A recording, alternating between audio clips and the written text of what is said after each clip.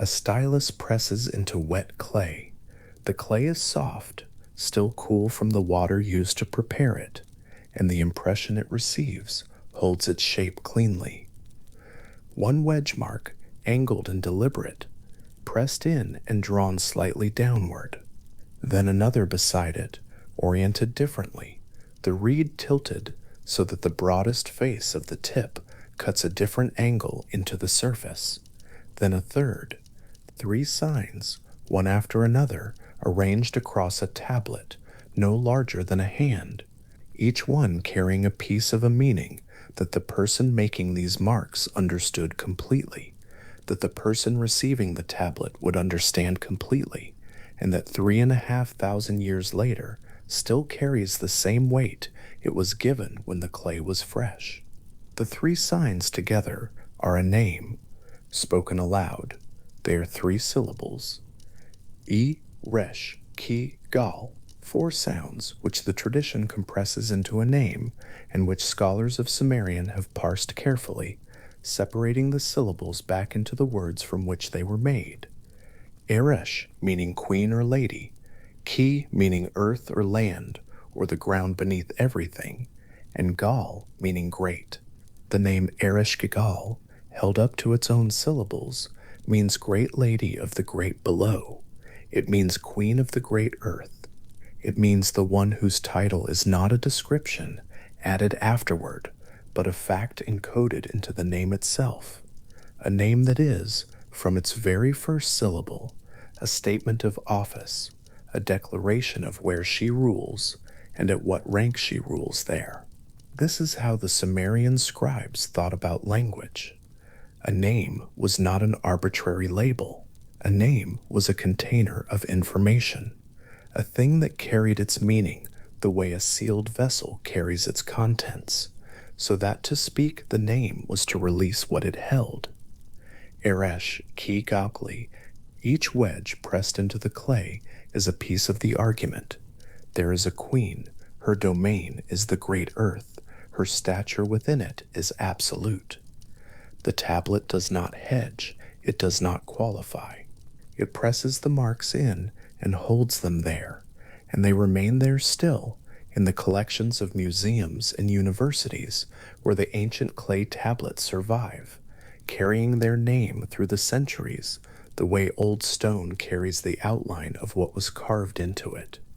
The civilization that pressed those marks into clay, the civilization that first wrote her name, and first thought carefully enough about what she was to give her a name that accurate, is called Sumerian, and it flourished in the region now known as southern Iraq, in the land between the Tigris and the Euphrates rivers, for several thousand years before the beginning of what the modern world calls the Common Era.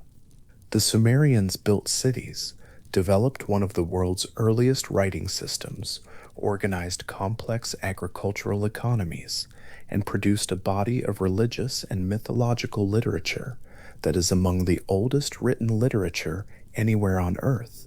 From this tradition, and from the related Akkadian tradition that followed, and absorbed and transformed it, Ereshkigal comes. Her texts are some of the oldest religious narratives that survive in written form. Her name appears in tablets that predate by centuries many of the other mythological traditions the modern world is more familiar with. She was not a minor figure. That is the first thing the oldest sources establish, and they establish it clearly.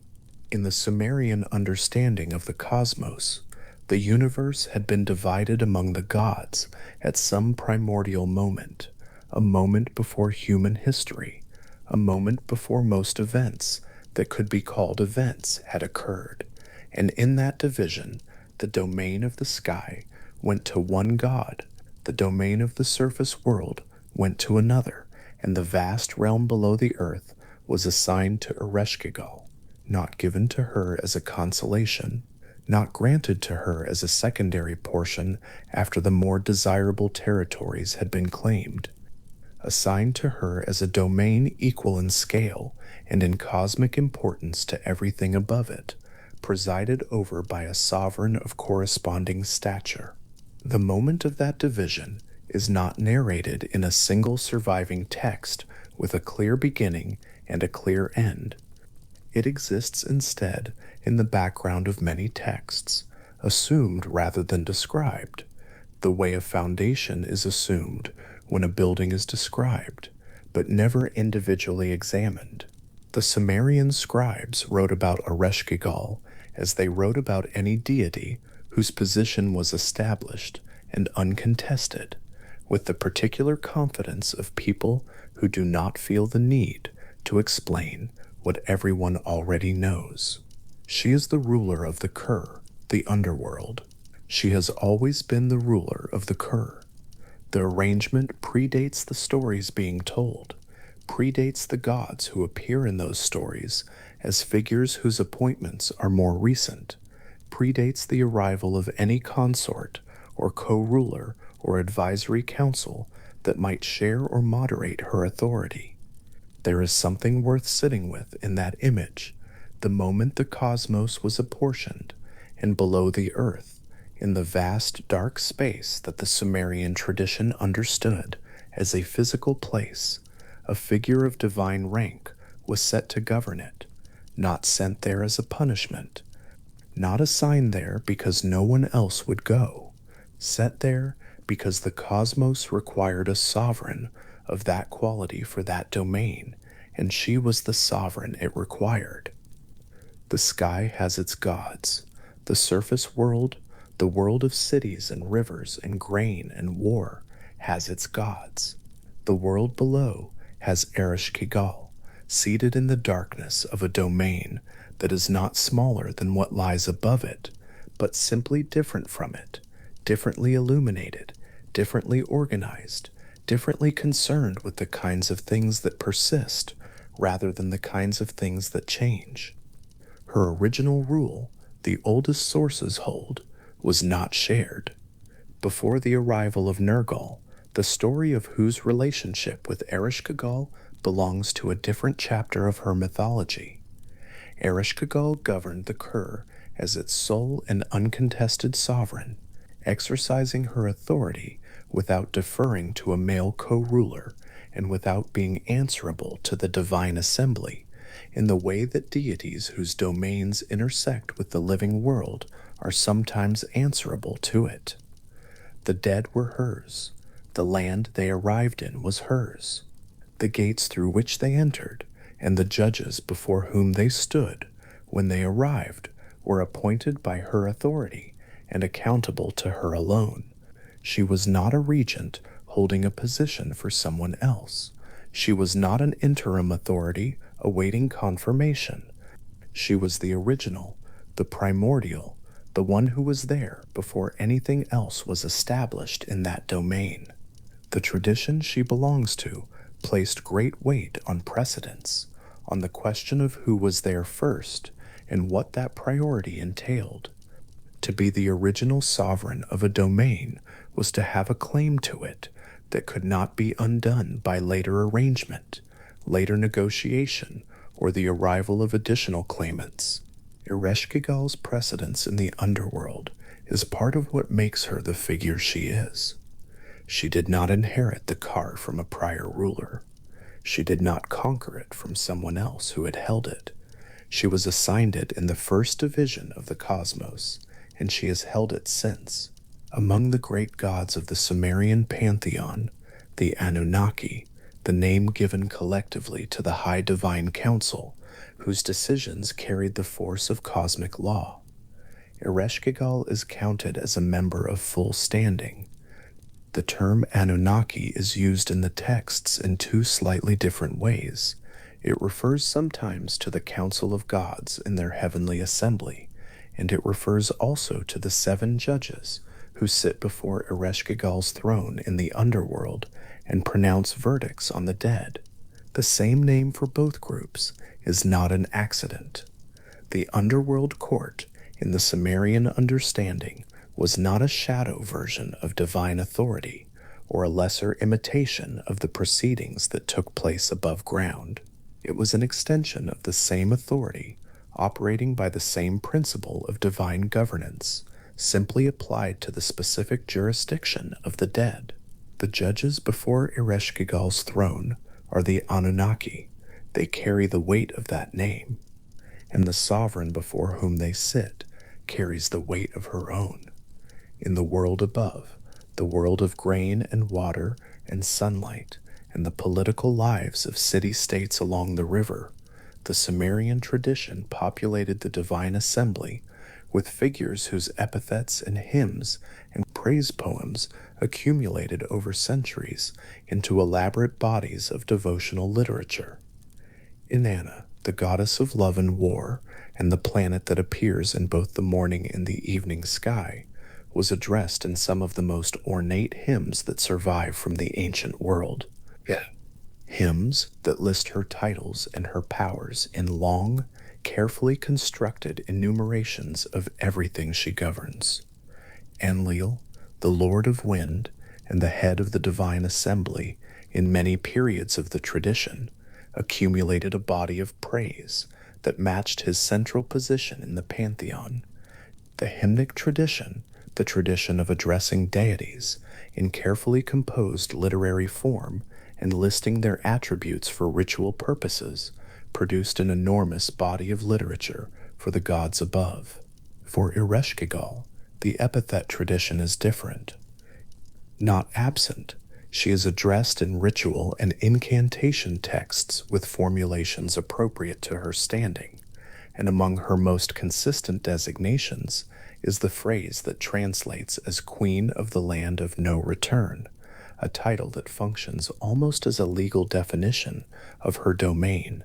In incantation texts from across the span of Mesopotamian history, she is addressed as the one who determines the fates of the dead, the one before whom the dead come to receive the judgment that will define their existence in her realm. But the elaborate hymnic structure that surrounds the above-ground deities, the long lists, the enumerations, the public performances of praise, these are largely absent from how she is addressed in the surviving texts. Her epithet tradition is quieter, more compressed, more fundamentally practical.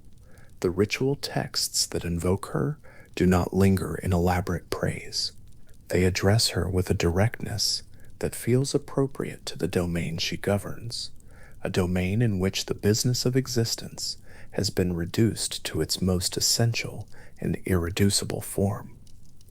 This is not because she was considered lesser. The style guide of her worship reflects, instead, something about the nature of what she oversees. The world above, the Sumerian tradition understood, is a world of surfaces, of ceremony, of adornment, of the visible display of power and beauty and divine favor.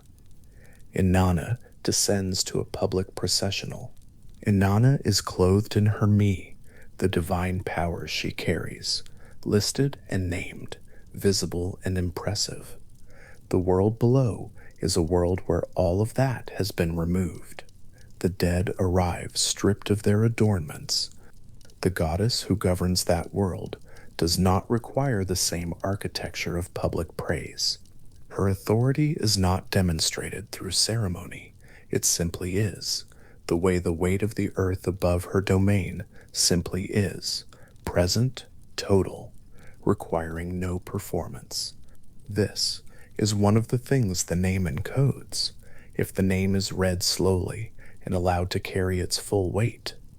Great Lady of the Great Below, not Great Lady of the visible world, not Great Lady of the processional, and the harvest, and the New Year festival, and the morning star. Great Lady of the place beneath everything else, the place that the Sumerian tradition understood as the foundation upon which the world of the living rests, as essential to the structure of the cosmos as any of the realms above it, just as a foundation is essential to a building, even when it is not the part of the building that anyone sees.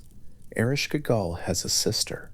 This is one of the most important structural facts of her mythology, and it shapes the way the oldest sources think about what she is, and why she occupies the position she occupies. The sister's name is Inanna.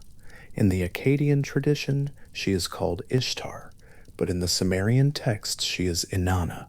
and she is the goddess of love, desire, war, and political power, the goddess associated with the planet Venus in its two aspects as morning star and evening star, appearing in the sky before sunrise and again after sunset, the same star, but seen at different moments, each appearance reframing what it means to be the light that stands at the threshold between darkness and day.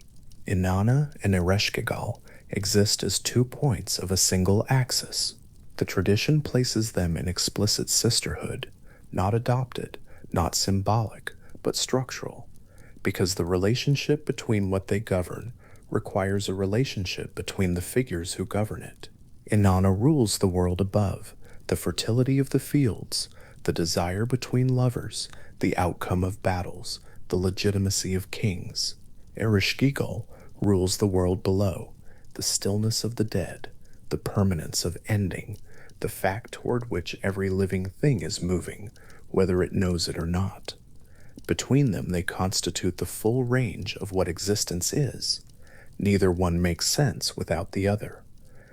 Inanna's world of abundance and motion and desire is only possible because it is bounded below by Ereshkigal's world of cessation and stillness and permanent rest. Ereshkigal's world has its particular character precisely because it is the opposite of everything Inanna governs. Orsh. They are each what the other is not, and the tradition represents this by making them sisters, by making the opposition not a conflict between strangers, but a structural relationship between the closest possible kin. In the world above, Inanna moves, she takes lovers, she goes to war, she descends to the underworld and returns from it. Her mythology is characterized by motion, by action, by the specific energy of a figure whose domain includes everything dynamic in human experience. She wears her me, the divine powers that constitute her authority, as adornments, the crook, the rod, the lapis lazuli, the crown, all the visible signs of a power that manifests in the visible world. She is the star that appears twice in the sky, at opposite ends of the day, and her appearances are events, noticeable, meaningful, requiring a response. In the world below, Ereshkigal sits. The oldest sources are consistent on this point. She is a seated figure, a figure of the throne, a figure whose power is located not in movement and action, but in the kind of authority that does not need to demonstrate itself through motion, because it is simply and permanently present. The dead come to her. They do not send word ahead and arrange an appointment. They arrive because the nature of death is arrival at her domain, and the question of when they come is decided not by their own preference, but by the logic of the world above, which eventually produces an end to every living thing and sends it through the gates of the Kuri. Ereshkigal does not pursue, she waits, which is to say she governs, a waiting that is itself a form of absolute authority, because there is nothing that will not eventually arrive at her threshold. The 7 judges of her court are seated before her. This is the image that the texts return to when they need to establish what Ereshkigal's authority looks like in concrete, spatial terms. Not Ereshkigal alone on a throne in an empty room, but Ereshkigal on a throne with a court assembled before her, a row of judges, the Anunnaki of the underworld, each one in place, each one fulfilling a specific function within the administrative structure she presides over. The image is unmistakably administrative.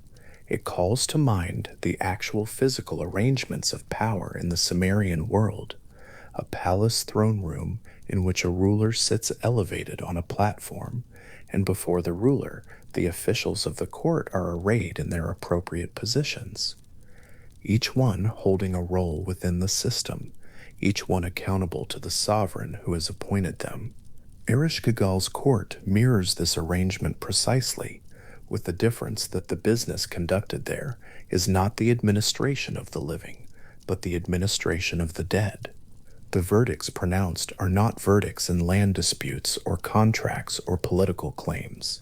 They are verdicts on the essential nature of what each arriving shade was, delivered by judges whose authority derives from the queen in whose hall they sit.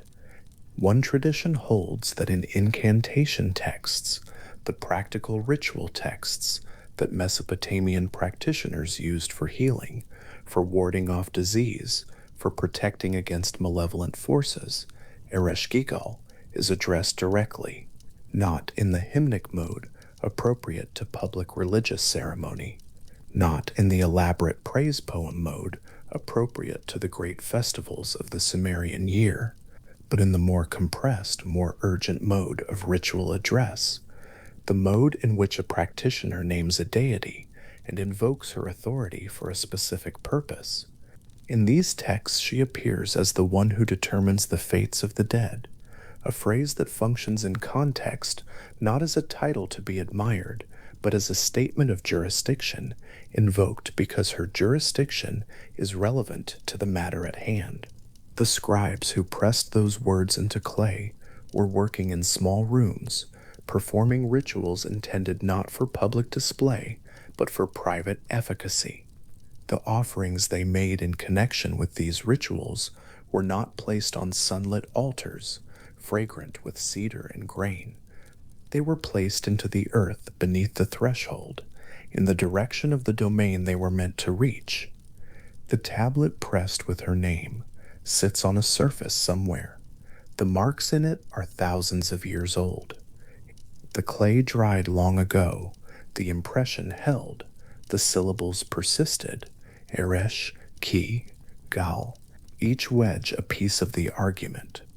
Each piece of the argument still carrying the weight it was given when the clay was fresh, and the stylus was in the scribe's hand, and the name was pressed into the surface for whatever purpose that particular pressing was meant to serve, to record her titles, to invoke her jurisdiction, and acknowledge the presence of the sovereign, whose domain no one who has ever lived will permanently avoid. Consider the image of the cosmic division again, not as an event narrated in full, because the oldest sources do not narrate it in full. They assume it, they write around it, they proceed as though the facts of it are established and require no further explanation. But consider it as an image held at a careful distance, turned slowly, attended to without hurry. The sky is assigned to its god. The surface of the earth, the world of rivers and rain and harvest and the movement of armies is assigned to its god.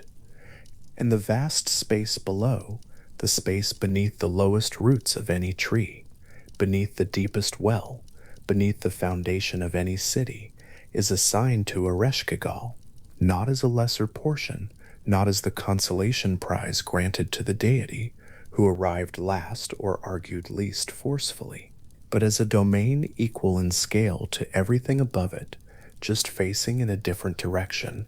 The above-ground world stretches horizontally. In the Sumerian understanding, the surface of the earth, the plains of Sumer, the arc of the sky above them, everything visible and measurable, and subject to the motions of the sun and moon and stars. The world below stretches vertically, downward, inward, into the body of the earth, into the place where the dead go and where they remain. Both domains are vast. Both domains require a sovereign of divine rank and cosmic authority.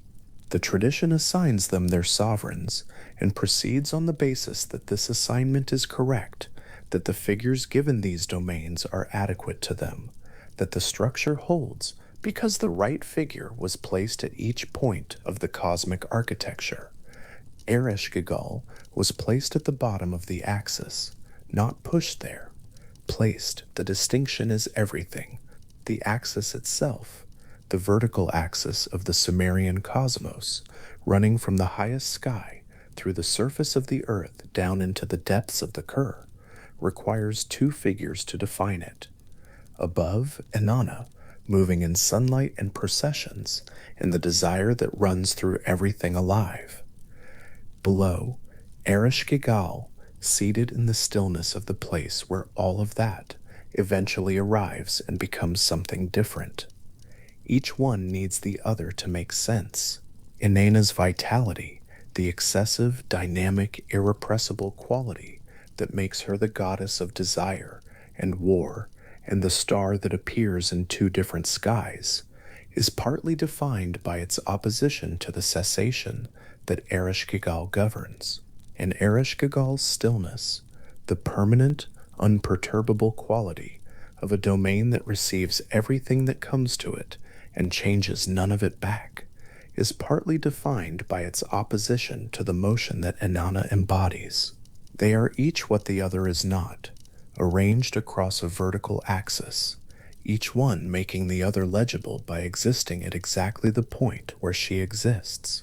This is the specific kind of sisterhood the tradition gives them, not the sisterhood of siblings who share a household and a table and a set of parents they argue over, though the tradition does give them a parentage. The sisterhood of cosmic complements, of two figures who together constitute a range that neither one of them alone would constitute. Inanna is not only life, she is death adjacent. She is the star that disappears and reappears, the goddess who will herself descend into the core, the figure who understands what the world below is because she is related to its queen. And Ereshkigal is not only death, she is the sovereign, the ruler, the judge, the administrator, a figure whose domain is organized and governed with the same structural care that any well-administered city-state would bring to its internal order. She is not chaos. She is a different kind of order applied to a different kind of subject matter in a domain that has different requirements from the domain above. The judges before her throne pronounce their verdicts. The word of judgment falls in the hall called the Ganzer, a name that appears in both the Sumerian and Akkadian texts and designates the throne room of the underworld, the central chamber from which Ereshkigal's authority radiates outward through her domain. In the Ganzer, the verdicts are spoken, the decisions made, the determinations reached about the nature of each shade that arrives, and the nature of its existence in the land that will receive it permanently. The judges conduct their proceedings with the formality appropriate to beings who serve the highest authority of their jurisdiction. They do not hurry. The dead are not going anywhere. Time in the underworld operates differently from time in the world above, where urgency is generated by the forward motion of life. Below, the urgency is absent. The proceeding can take as long as it takes. The verdict will be reached. It will hold.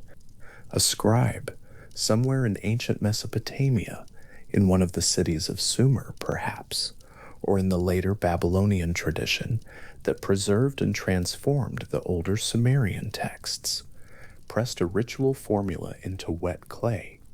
The formula addressed Ereshkigal. It named her as the one who determines the fates of the dead. It was not composed for a great public occasion. It was practical. It was meant to invoke her jurisdiction for a specific purpose, to acknowledge her authority in the specific domain that her authority covered. The scribe completed the formula, set the tablet aside to dry, and continued with whatever else the day required. The tablet survived. The formula holds. She determines the fates of the dead. She always has. The marks pressed into clay at the moment of that writing have not changed, and what they say about her has not needed revision. In the Sumerian tradition, the cosmos is not a place organized around the comfort of the living. It is a place organized around the requirements of its various domains, each one administered by the figure appropriate to it, each one holding its position in the structure, because the structure requires it to hold that position. Ereshkigal holds her position because the cosmos requires a figure of her quality at that point of its architecture. The vast dark domain below the earth, the land to which all the dead go, the realm from which no one returns, this domain does not run itself.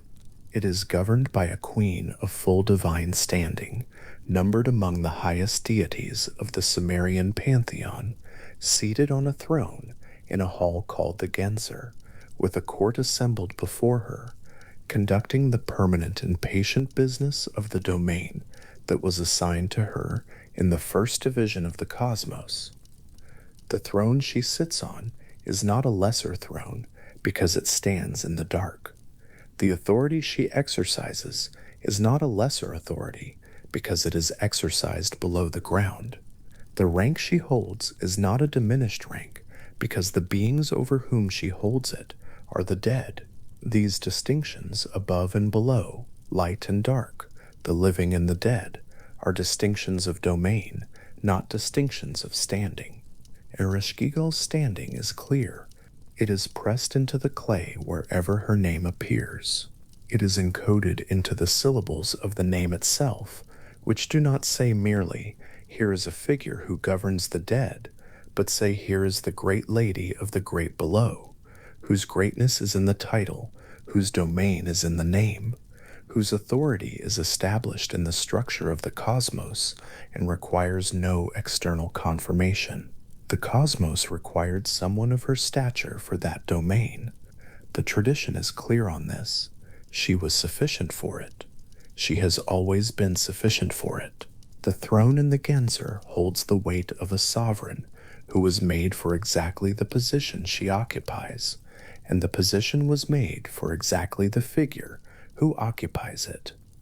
The balance that results, the vertical axis of the Sumerian world, 2 points defining the full range of what existence is, each one present at exactly the depth or height the structure requires. This balance is not fragile. It has not shifted in 3,500 years of surviving in clay. The marks that press the name into the surface do not waver. Ereshkigal, the queen, the earth, the great. Below everything, in the stillness of the domain that receives everything that the world above eventually sends it, Ereshkigal sits on her throne and governs what she was always meant to govern. The cosmos arranged it. The cosmos holds it. The arrangement is complete. The word Ker can be pressed into wet clay 2 different ways, and the scribes of ancient Mesopotamia knew both of them well. One meaning rises, a mountain, visible from distance, its slopes holding the world above the plain. The other meaning descends, the underworld, the great dark country beneath the earth where the dead reside, its ceiling, the underside of everything that grows and stands and breathes in the light. The same wedge marks, the same 3 signs pressed into the same material, and yet one reading lifts the eye toward peaks and sky, while the other turns it downward through the floor of the world, through the roots of mountains, through the bedrock itself, into the vast and permanent dark below. This double meaning was not, for the Mesopotamian scribes who used it, a contradiction requiring resolution. It was an observation. A mountain is hollow at its base. A great elevation implies a corresponding depth. What rises high above the surface of the earth has, beneath it, an equal distance going the other way, into the stone, into the silence, into the place where light does not arrive, because no lamp has ever been brought there, and no sun has ever turned in that direction. The Sumerian word Ker holds both of these truths in the same breath, and the tradition that built its underworld cosmology around that word built it accordingly. The realm of the dead sits beneath the world above, as a mountain sits above a plain, its scale equal to what can be seen, its extent simply invisible from where the living stand. The Ker, in the cuneiform tradition, is not a void. It is a place with its own geography, its own internal distances, its own rivers and structures, and administered divisions. To enter it is not to enter nothing, it is to enter somewhere, a somewhere with the specific qualities of depth and enclosure and removal from the sensory world that the living know, but a somewhere nonetheless. The texts that describe it do so with the same practical attention the scribes of Mesopotamia brought to describing the layout of a city or the borders of a field. The underworld had dimensions, it had territories, it had at its center a palace. The entry to the Kur begins with a gate. Not a single threshold, but a series of them, 7 in total, each one deeper than the last, each one requiring something from the traveler who passes through it. The Descent of Inanna, one of the oldest surviving literary compositions in the world, set down in Sumerian cuneiform on clay tablets that were already ancient when the scribes who copied them were young, names those gates in sequence, and names what was taken at each one. The crown, set aside at the first, the lapis lazuli rod and line at the second, the necklace at the third, the breast adornments at the fourth, the gold ring at the fifth, the breastplate at the sixth, the royal garment at the seventh. Each threshold requires a toll, and the toll is always the same category of thing, something worn, something that marks the traveler as what she is in the world above. By the time the 7th gate has been passed, the one who began the descent, adorned with every emblem of divine authority, arrives at the interior of the Kur, wearing nothing at all. The gatekeepers who enforce this stripping are not acting out of cruelty.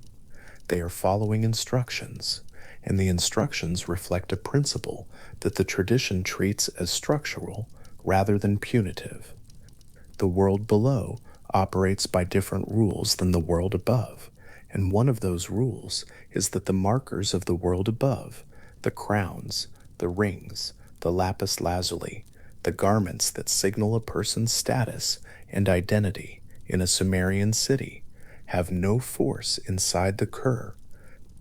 They cannot be brought in, not because they are forbidden as a punishment, but because they do not work there.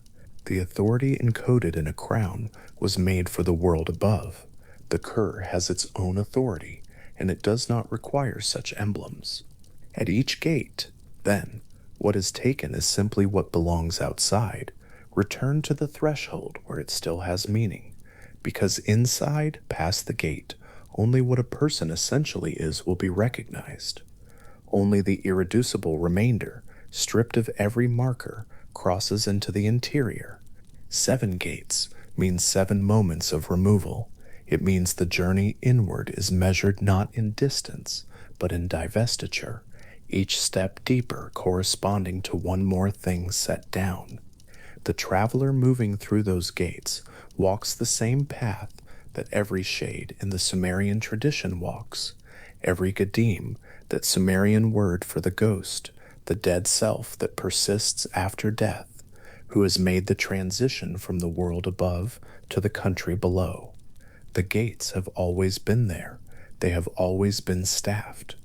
The item taken at each threshold has always been the same item, and the gatekeeper who takes it has always placed it just inside the threshold and turned toward the next gate with the same patient readiness that comes with a task performed without deviation since the beginning of the world. The word used in some Sumerian texts to refer to the underworld itself is Kurnuji. The phrase translates as the land of no return, or sometimes as the land from which no one comes back, a definition so precise it is almost legal, a statement of the underworld's governing principle compressed into a name, Kurnuji, the place one enters and does not leave, not a threat, not a warning, a designation, the same way that the name of a city designates a city, the way that the name of a river designates the river and nothing else. Kurnugi is the land whose defining characteristic is the direction of travel, inward, downward, and then no further movement in any other direction. The phrase appears in the descent narratives as a fixed term, a recognized formulation that any Sumerian reader would have understood immediately, a technical label for the specific territory being described. The depth of the Kur is not only spatial, it is also temporal. The underworld in the Sumerian tradition is not a place that was built at some point in the world's history and might someday be changed or dismantled. It is among the primordial allocations of the cosmos, one of the portions of the world assigned when the world was first divided among the gods, and this gives it the quality of permanence that belongs to original things. It was not constructed, it was given, and in being given it became fixed. The rivers of the Kur do not flow toward the surface. The dust of the Kur does not blow out through any opening into the air above.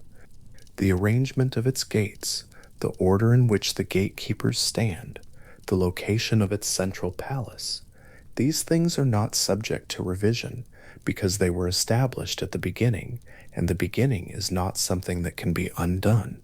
Among the rivers associated with the boundary of the underworld in Mesopotamian cosmology, there is a body of water that sits at or near the threshold between the living world and the dead, a liminal water, a crossing water, dark and still, carrying no reflection.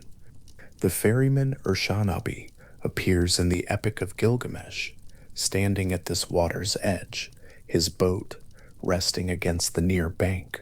The crossing he makes, the crossing from the world, where people still breathe, into the country, where breathing has already stopped.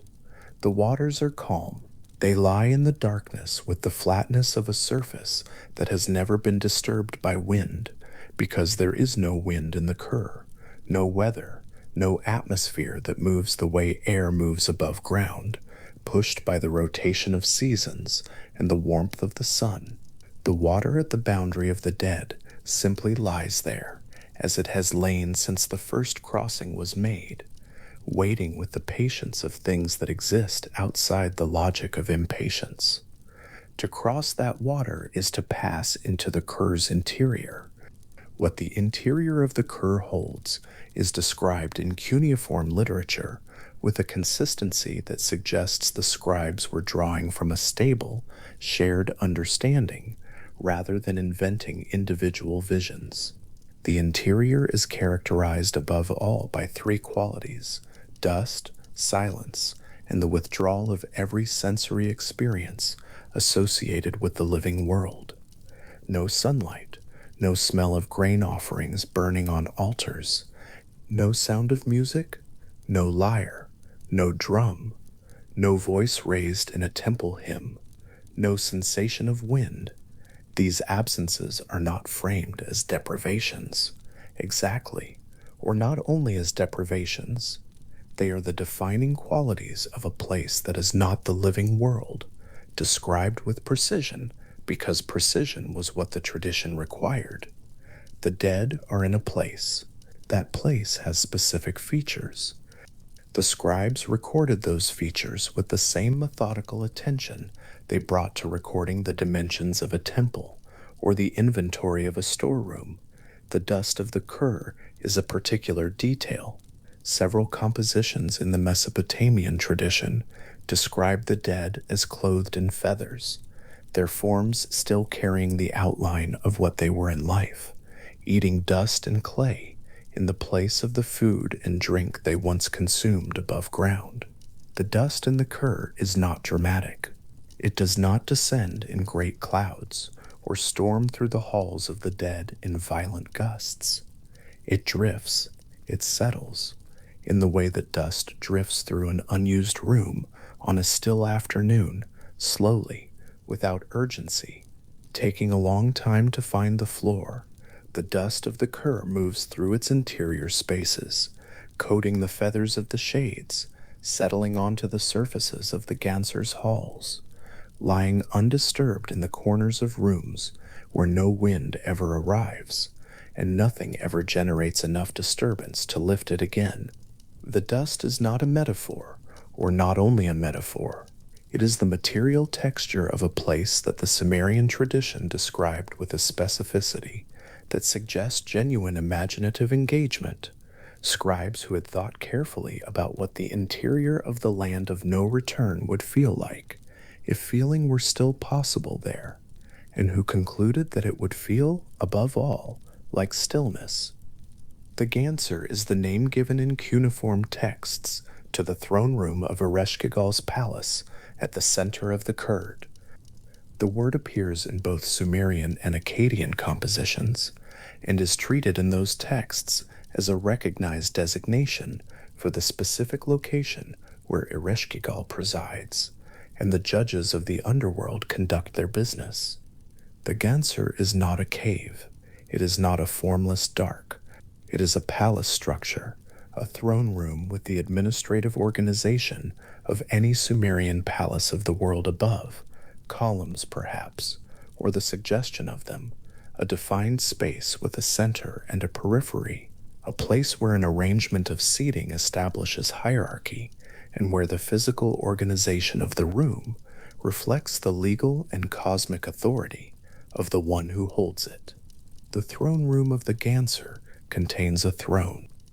It contains the 7 judges, the Anunnaki, the great gods of the Sumerian underworld, seated before that throne in their designated places, prepared to pronounce verdicts on those who stand before them. It contains, presumably, the instruments of record keeping, tablets, styluses, the administrative material required to maintain the accurate account of every shade that arrives, every name that has been added to the register of the dead. The Ganser, in this sense, mirrors, in its organizing logic, if not in its light, the great administrative centers of the Sumerian cities above, the temple complexes, the palace courts, the scribal houses where records were kept and transactions were documented, and the orderly management of a complex society was conducted with the same patient attention to procedure that the underworld itself required. What the Ganser does not have is sunlight. What it does not have is the noise of a living city, the sound of animals, of merchants, of children, of water being carried through streets, of priests chanting in the outer courts of a temple. The light in the Ganser comes from no source that the texts specifically identify. It is simply the light that the underworld has, which is to say a lesser version, or a different version, or perhaps simply the awareness of form, without the warmth of any sun behind it. The hall of the Ganser is visible to those within it, because the texts describe what happens there with spatial precision. Ereshkigal on her throne, the judges in their row, the shades arriving before the court. But the visibility is that of a room at night when the eyes have adjusted, not the visibility of a room in full day. The underworld of the Sumerian tradition was not built as a reflection of the world above. The world above was built into the light by the labor of gods working with material and intention, fashioning humanity and city and agriculture out of the raw material of the cosmos. The Kur was assigned it was given to Ereshkigal in the primordial division of the cosmos, and it exists as it was found to exist, which is to say, as the deep interior of the world has always been, enclosed, still, organized according to the logic of depth, rather than the logic of surface. The palace at its center is not a construction imposed on the darkness. It is the darkness organized, the underworld's own nature, given the form of administration. The rivers of the Kur run in the dark. This is one of the consistent features of the underworld geography, as the Sumerian tradition imagined it, water, still or flowing, at the boundaries and perhaps within the interior of the Kurd. The presence of water in the deep earth being one of the most ancient and persistent intuitions of underworld cosmology across many different traditions. In the Mesopotamian case, The rivers of the Kur do not feed the agricultural system of the world above. They are not the same rivers. They run in their own courses through the interior of the land of no return, their surfaces unlit, their movement quiet and without any of the particular liveliness that rivers in the living world carry with them, the sound of water on stone, the flash of light on current, the cold freshness of a stream in a mountain valley. The rivers of the Kur run as the Kur runs, which is to say continuously, without variation, patient as everything in the Kur is patient, moving because they are rivers, and rivers move, but carrying in their movement no urgency, no destination except the continuation of their own course, through a country where urgency has no meaning. The ferryman's boat rests against the near bank of the boundary water. It has rested there for as long as the boundary has existed, which is as long as the world has had a boundary between the living and the dead. The wood of the boat, if it can be called wood, if the materials of the Kur's objects are the same materials as the objects of the world above, is dry from a long stillness.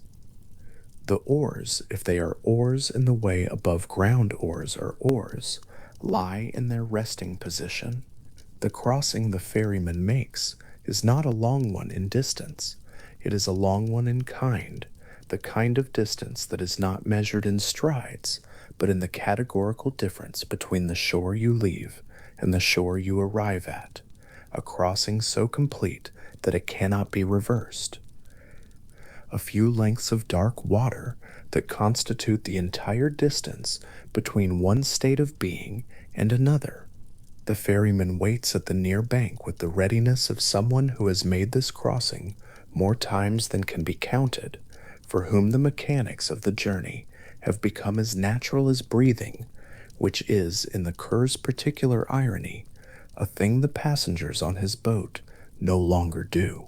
Within the Kur, the shades move through the dust, they wear their feathers, they carry the outline of what they were, a recognizable form, a persistent identity, something that the other shades in the administrative structure of the underworld can address as a specific individual who has arrived and must be recorded and assigned.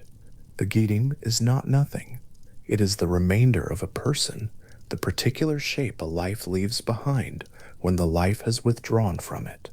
In the underworld, that remainder has its place, its designated territory in the landscape of the dead, its portion of the dust and the darkness, and the featherweight existence that characterizes life in the land of no return. The shades do not eat in the way the living eat. They eat dust, as the tradition describes it, and clay. They exist in total darkness. They have no oil to rub on their bodies, no water to wash with, no fire to warm themselves beside. These absences are not punishments for individual wrongs. They are simply the conditions of the Kur. Everyone who enters them experiences them equally, because the Kur is not differentiated by the moral quality of the lives its inhabitants lived above ground. It is differentiated, if at all, by the passage of time within it. The longer one has been there, the more thoroughly one has settled into the dust and the silence, the more completely one has released every trace of the world above. The palace of the Ganser sits at the center of this geography, the way a city's administrative heart sits at the center of a city, not necessarily at its geographical midpoint, but at its organizational center, the point from which authority radiates outward into every corner of the administered territory. From the Ganser, Ereshkigal governs the Kur. Her judgments are executed in every corner of her domain by the officers and functionaries who serve her. The business of the underworld, which is the business of receiving the dead, recording their arrival, pronouncing the verdicts of the Anunnaki upon them, and maintaining the permanent population of the Kur in their feathered, dust-eating, entirely still existence, is conducted from the Ganser with the same procedural orderliness that the living world required of its great administrative centers. There is something quiet about this that the cuneiform texts do not quite state directly, but that the cumulative detail of the tradition implies the Kur is a working institution. It is not dormant.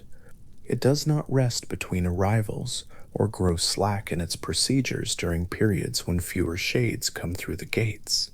The gatekeepers stand at their posts with a consistency that does not acknowledge seasons or interruption. The judges of the Anunnaki remain in their seats, available for the pronouncement of verdicts, their authority intact and ready. The ferryman waits at the near bank. The scribes, and the underworld has its scribes, are prepared to record each new name with the same fresh attention they brought to the first name ever entered in the register of the dead. The administration of the Kur is ongoing in the way that the Kur itself is ongoing, which is to say, without end, without pause, and without any aspiration toward a different arrangement. The dust drifts. The gates open one by one for each descending traveler, each arrival adding one more name to the count.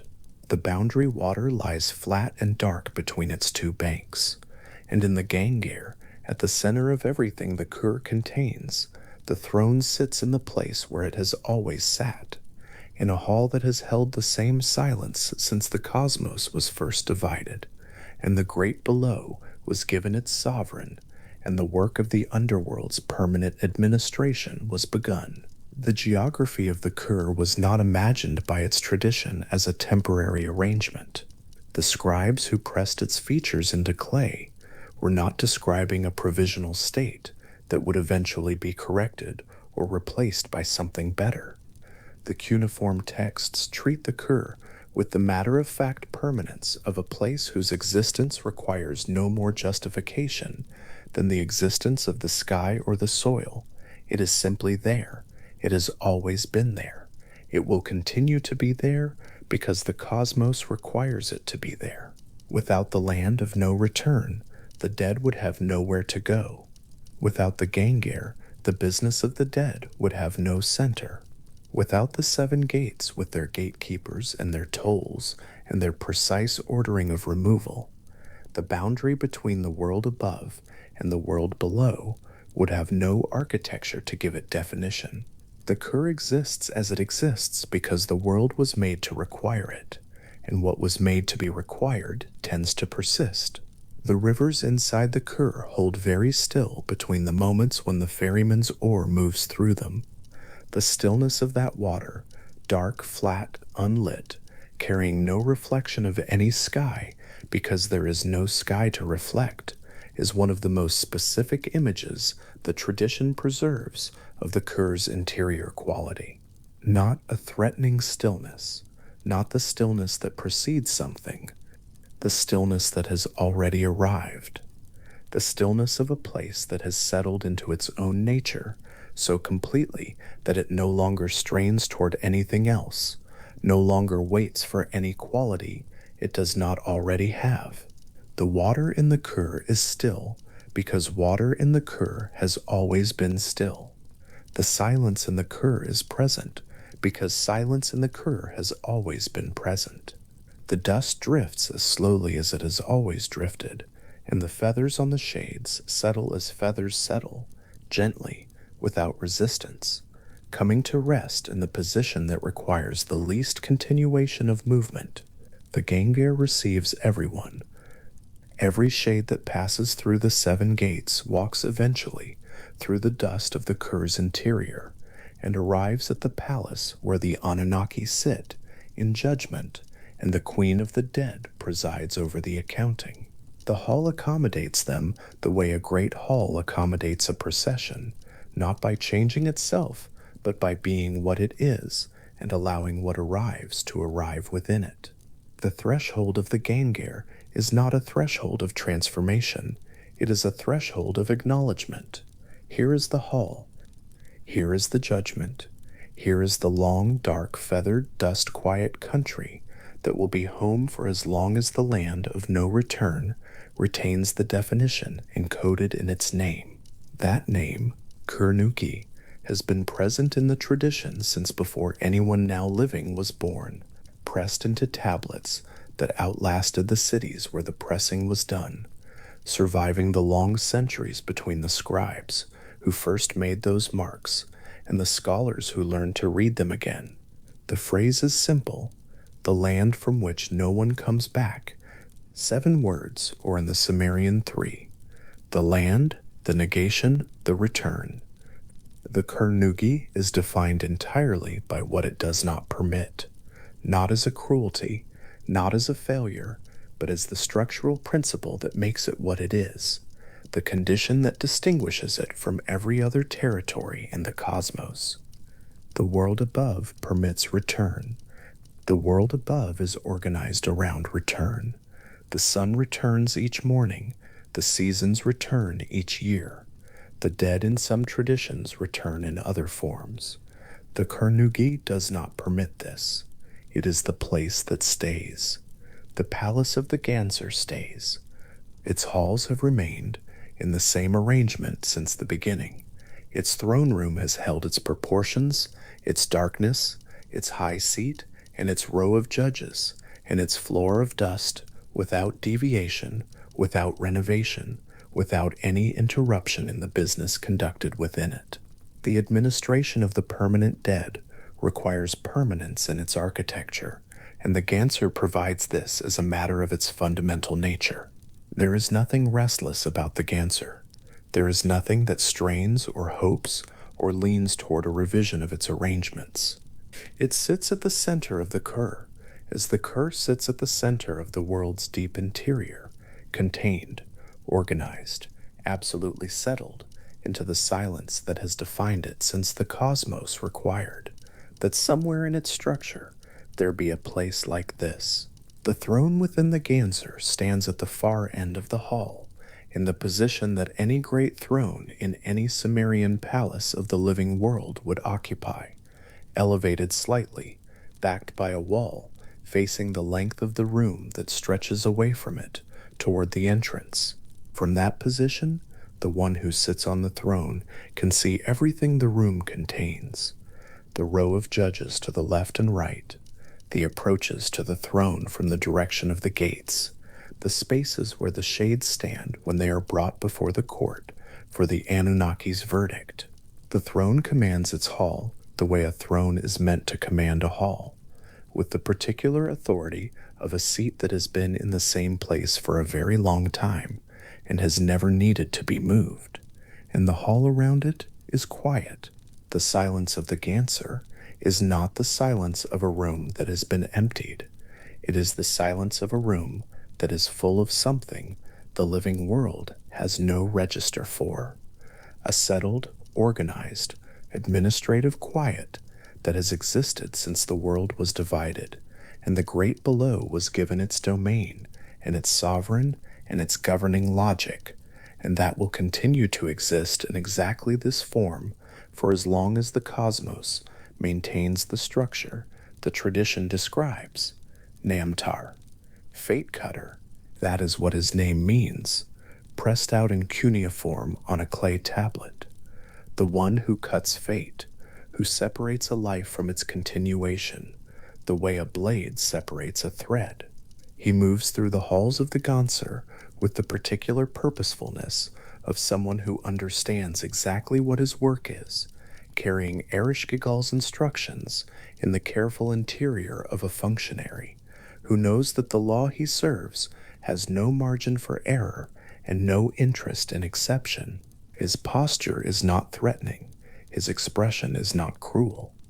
He simply moves through the hall the way an official moves through the corridors of any administrative building in any Sumerian city, aware of the task, aware of the authority behind it, and concerned above all with carrying it out precisely. The Ganser receives him without comment. The hall is as it always is, its columns the same, its dust the same, the particular quality of its silence unchanged by whatever errand brings Namtar through it on any given occasion. He is Ereshkigal's chief minister, her vizier, the highest officer of the court below, In the Descent of Inanna, the oldest and most complete account of the underworld's operations that survives in cuneiform, it is Namtar who is sent to carry the queen's instructions, who delivers her messages, and who acts when her will requires an agent rather than the queen herself. He is the mechanism by which the underworld's authority reaches beyond the throne room, the extension of Ereshkigal's sovereignty into the practical world of enforcement and procedure. What his name holds, in that translation, Fate Cutter, is a specific image of finality rather than violence. The cutting of fate is not a dramatic act, it is an administrative one. A determination has been made. The thread runs to this point and no further. Namtar is the one who notes the determination, records it, and sees to it that the underworld's accounting reflects the new state of affairs. He is precise and loyal, both things equally and at the same time. In a different mythology, in a different hall, with a different queen, he might be unremarkable.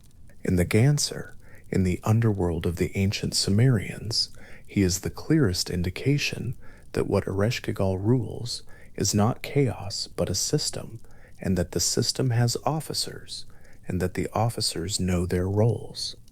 There are others who serve in the underworld's court. Not all of them are like Namtar, purposeful and precise, moving through the halls on specific errands with the careful attention of someone trained to administrative exactness. There are those who serve a different function entirely, beings whose nature is not organizational but absolute, whose purpose is not to carry messages but to enforce the underworld's law, where enforcement is required. The texts call them the Gala, or Galu. They appear in the Descent of Inanna as the underworld's most essential instruments of compulsion, and the description given of them there is one of the most precisely drawn portraits in all of Sumerian literature. The Gala know no food and drink no drink. They eat no flower offering and accept no libation. They receive no gift of white gypsum. These are not incidental details. In a culture where hospitality was expressed through the sharing of food and drink, where offerings were the primary language of relationship between humans and the divine, where the exchange of goods established and maintained every bond, from the political to the personal, to know no food and accept no gift, is to exist entirely outside the network of human connection. The Gala cannot be appeased. They cannot be invited to sit and eat and thereby be softened into accommodation. They cannot be made to feel the warmth of a shared meal, the slight relaxation of a cup of wine, the particular loosening of resolve that comes when a host has provided generously and a guest has accepted gratefully. They exist to enforce a principle, nothing else, not because they are malicious, but because the principle they enforce is the kind that requires agents who feel nothing about it, who carry no appetite that might make them susceptible to negotiation, who stand at the thresholds of the underworld and remain exactly what they are, regardless of who is asking to pass through. Their stillness is not the stillness of patience, it is the stillness of things that have no reason to move. They do not wait impatiently for something to enforce. They simply stand, present, the way a law stands, not because anyone is actively thinking about it, but because the structure requires it, and the structure holds. When the Descent of Inanna describes them arriving to escort a figure back toward the underworld, they do not pursue, they do not chase, they do not make demands in raised voices. They accompany, they follow. They are simply there, on either side, present in the way that an obligation is present, not dramatic, not aggressive, but entirely without give. Whatever is owed to the underworld is owed to the underworld, and the Gala are the form that debt takes when it becomes embodied. In the logic of Ereshkigal's court, they are not her most powerful servants. They are, in some ways, her most perfect ones, because their function is pure, Their adherence is complete, and they require no instruction to remain what they are. The gatekeepers of the underworld are a somewhat different class of officer. They hold specific posts, specific gates, and their function is not enforcement, but authorization, the careful management of entry, the administration of the thresholds that mark the descent from the world above into the world below. The most fully described of them in the surviving texts is Neti, the chief gatekeeper, whose role in the descent of Inanna establishes him as Ereshkigal's direct agent at the outer boundary of her domain. He has a name, he receives instructions, he carries them out with the care of someone who understands that the outer gate of the underworld is a position of genuine responsibility, and that his queen's orders are not guidelines, but exact directives. Neti works at a considerable remove from the Ganser, at the first of the 7 gates through which any descent must pass. The distance between his post and Ereshkigal's throne room is not incidental. It is the length of the entire underworld, the full span from the outermost edge of the Kur to its deepest interior, where the Ganser sits at the center like the kernel of a very large and very dark fruit. When Neti receives a visitor, he does not make decisions about how to handle the arrival on his own authority. He goes to Ereshkigal and reports what he has seen in precise terms, and she returns her instructions in equally precise terms, and he goes back to his post to carry them out exactly as specified. In the descent of Inanna, when a figure arrives at the outer gate, dressed in full divine regalia, Neti walks to the Ganser and stands before Ereshkigal and tells her what is there. His report is detailed. His posture, the text implies, is that of a functionary delivering information to his superior, respectful, accurate, thorough. He does not interpret. He does not advise. He describes what he observed and waits for what Ereshkigal will say. This is the particular shape of loyalty that the underworld requires of its officers. Not initiative, not independent judgment, but precise attention to what is happening and precise execution of the will behind the law. When Ereshkigal gives her instructions, Neti returns to the outer gate and begins to carry them out. Each gate opened only slightly, just enough for passage. At each threshold, 1 item removed. He is not the one who removes the items himself.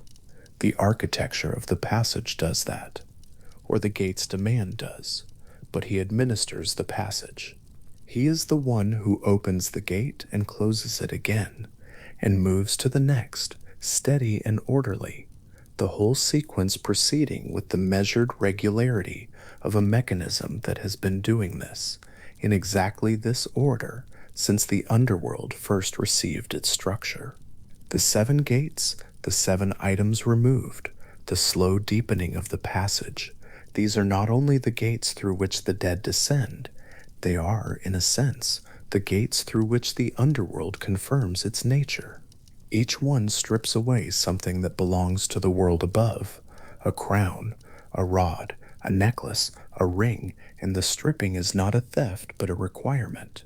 The underworld is the world of no return, which means it is also the world of no adornment, no status, no credential from the life above.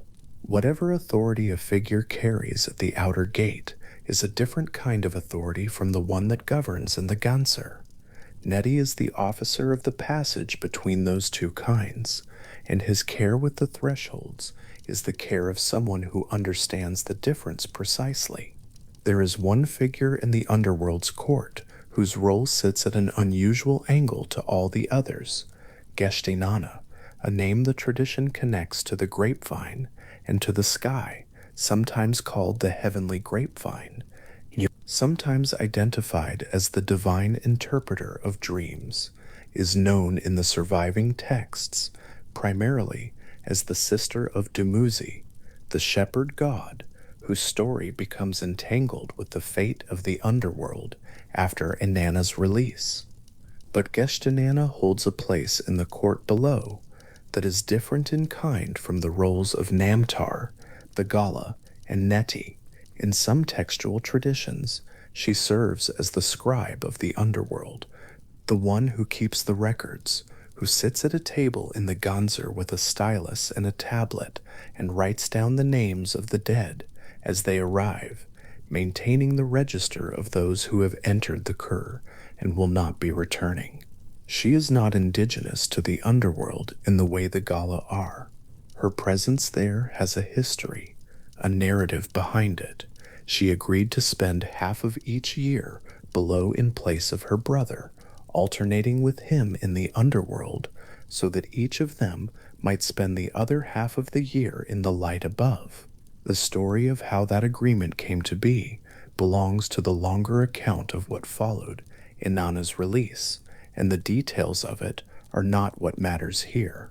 What matters is that Geshtinanna accepted the role of underworld scribe, and the underworld accepted her, and she took her place at the table and began keeping the record. The image of Geshtinanna at her table is one of the most quietly interesting in all of the underworld's geography. She is a trained figure. The tradition describes her as skilled with languages, with interpretation, with the educated tasks that require patience and precision. At the table in the Ganser, she applies exactly those skills to an unusual task, the careful, ongoing maintenance of a record that never shrinks, only grows, one name added after another, as the dead arrive from the world above and settle into the dust and the feathers and the permanent stillness of the Kur. Her hand is steady. Her stylus knows its work. The clay is always wet enough to receive the impression and then dry enough to hold it. What her presence in the underworld establishes, beyond the biographical detail of why she came there, is that the court of the queen below maintains its records with the same attention that any Sumerian administrative apparatus maintained its records. The temples above ground kept their accounts in clay.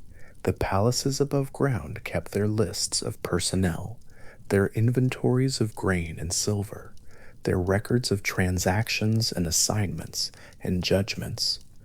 The Ganser keeps its list of the dead in the same way, with the same care, using the same tools.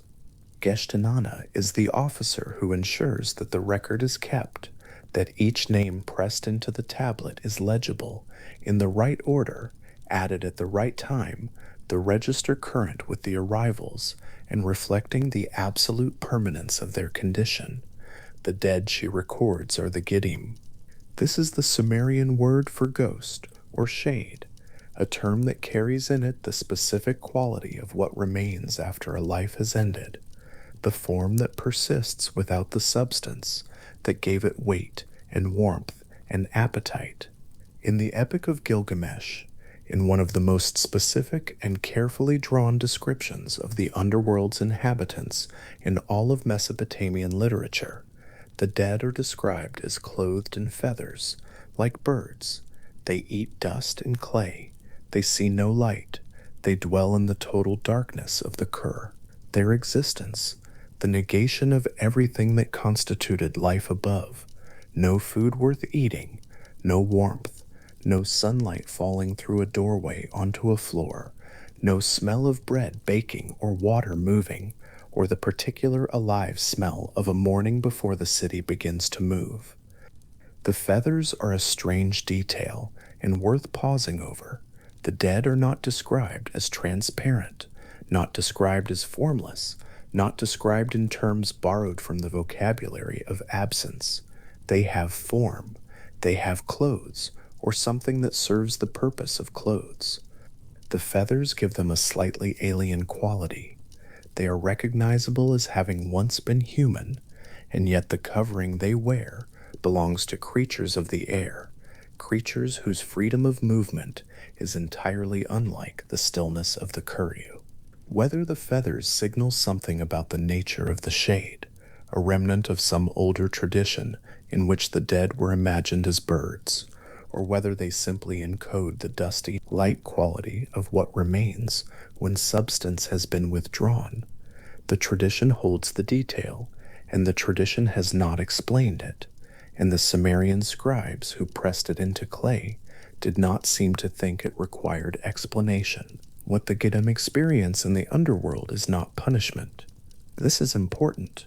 The Kur is not a system of reward and consequence, not a place where the good dead go to better rooms and the bad dead go to worse ones. The dead are simply there, all of them, in the same darkness, eating the same dust, wearing the same feathers. The dead who pass through the gates of the Kur and arrive in the Ganser's domain are administered, recorded, present, not evaluated, not sorted, not placed on a spectrum of merit. Geshtinana records them. The Gala brought them. Neti admitted them at the gate, one item at a time removed, until they stood before the Queen of the Dead, with nothing left of the world above on their person, before Ereshkigal, who sits on the throne at the center of the Ganser and receives them all, not as a judge making evaluations about the quality of the lives they lived, but as the sovereign of the only territory they now inhabit, the one whose name means Great Lady of the Great Below, the one whose authority over the dead is as absolute and as structural as the authority of gravity or the authority of time. The court of the Queen below, considered as a whole, has the quality of a very old and very complete administrative system. It has its hierarchy, Namtar, at the top of the ministerial structure, carrying the Queen's will into the practical spaces of the Ganser. Neti, at the outer boundary, managing the passage, ensuring that each entry is conducted according to protocol. The Gala in the spaces between, present wherever enforcement is the function, their total absence of appetite making them the purest possible instrument of a law that cannot be appealed. Geshtinana, at her table, maintaining the record, the register of those who have arrived and will not leave. And then the Giddim themselves, the population, the whole apparatus exists to receive and hold. They are not disruptive. They do not protest. They do not organize into factions or petition the Queen for better conditions or attempt to negotiate with the Gala at the thresholds. They simply exist in the darkness, in their feathers, in the dust, the ongoing presence of everyone who has ever died, filling the spaces of the Kur, the way water fills a vessel, quietly, completely, with no drama about the filling.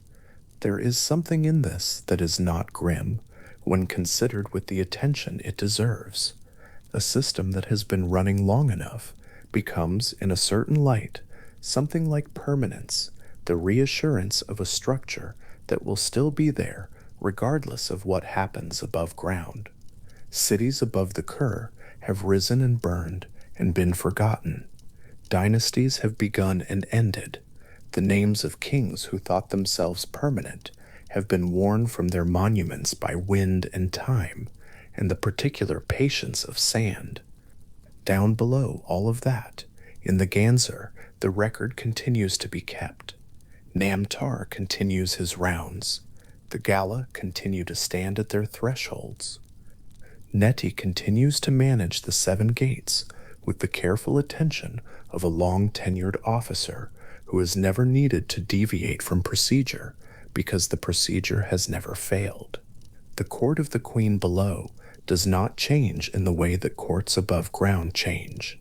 There is no succession crisis in the Kur, no palace coup, no minister who accumulates enough power to challenge the throne. Ereshkigal rules and has always ruled. The law of the underworld has existed since the world was divided among the gods at the beginning, and the law does not develop new interpretations or generate new cases that require novel judgments. The dead arrive, they are recorded, they remain. The system that processes their arrival is old and steady and sufficient. Namtar understands this. It is visible in how the texts describe him, always moving with purpose, never with uncertainty, never with the slightly bewildered expression of a functionary who has encountered a situation not covered by the existing protocols. He is an official in a system that is older than anything above ground and more durable than anything that has yet been built up there. His confidence, if it can be called that, is the confidence of someone who works within something larger than themselves and has made their peace with the scale of it. The Gala, of course, have no confidence because they have no interiority requiring it. They simply are what they are, fully and without remainder. There is something clarifying about the precision with which the descent of Inanna describes their nature, the list of what they do not do, the careful enumeration of appetites they do not have, the total picture of beings whose existence has been reduced to pure function, to know no food, to drink no drink, to accept no gift. Each negation removes one more way in which a being might be diverted from its purpose, might be made to hesitate, might be susceptible to the particular human skill of finding the small opening in any system and working with it until the system gives a little. The Gala give nothing, not because they are withholding, because there is nothing in them that could be given. They are in the economy of the underworld, the instrument of pure law, law that has no advocate and no mercy and no opinion about individual cases, law that simply applies itself to whatever it encounters and moves on. Against this, Geshtinana seems almost startlingly human. She arrived in the underworld from above, from the world of light and grain and seasons, and she brought with her the skills she had cultivated there, the literacy, the interpretive facility, the practiced hand of a trained scribe. She sits at her table and she does her work. The work is unusual, the setting is unlike any scriptorium above ground, but the hand holds the stylus the same way, and the clay accepts the impression the same way, and the name recorded in the Ganser's register is as permanent as any name pressed into any tablet in any palace above the surface of the earth. She is one of the few figures in the mythology of the underworld who carries a personal history with them into the Kur, a relationship, a grief, a choice. She agreed to come. That is not a small thing in the logic of the underworld, where the law of the land of no return operates without exception. She did not stumble through the gates. She was not escorted by the Gala against her will. She came because her brother needed relief from the darkness, and because someone who loved him was willing to take his place for half of each turning year, and because the underworld's law, absolute as it is, found a way to accommodate that arrangement without abandoning its structure. In the Ganser, at her table, she records the names of the dead with the same steady hand she would bring to any task requiring care and precision. The dead do not require anything from her beyond the recording. They do not ask to be remembered in particular ways, do not petition for the most favorable formulation of their history.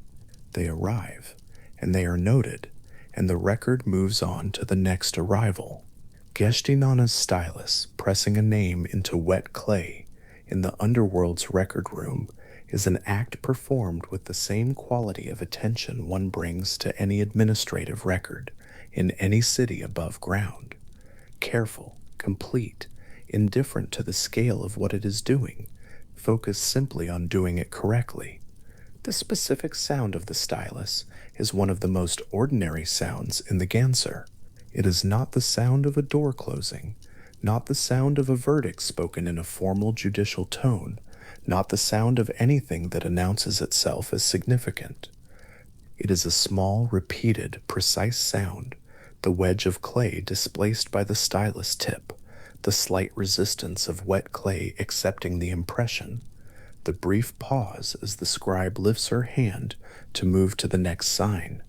Each sign carries one syllable, or one word, or one concept, pressed into the surface of a tablet that will dry and harden and hold the record indefinitely in the dark of the Ganser's record room.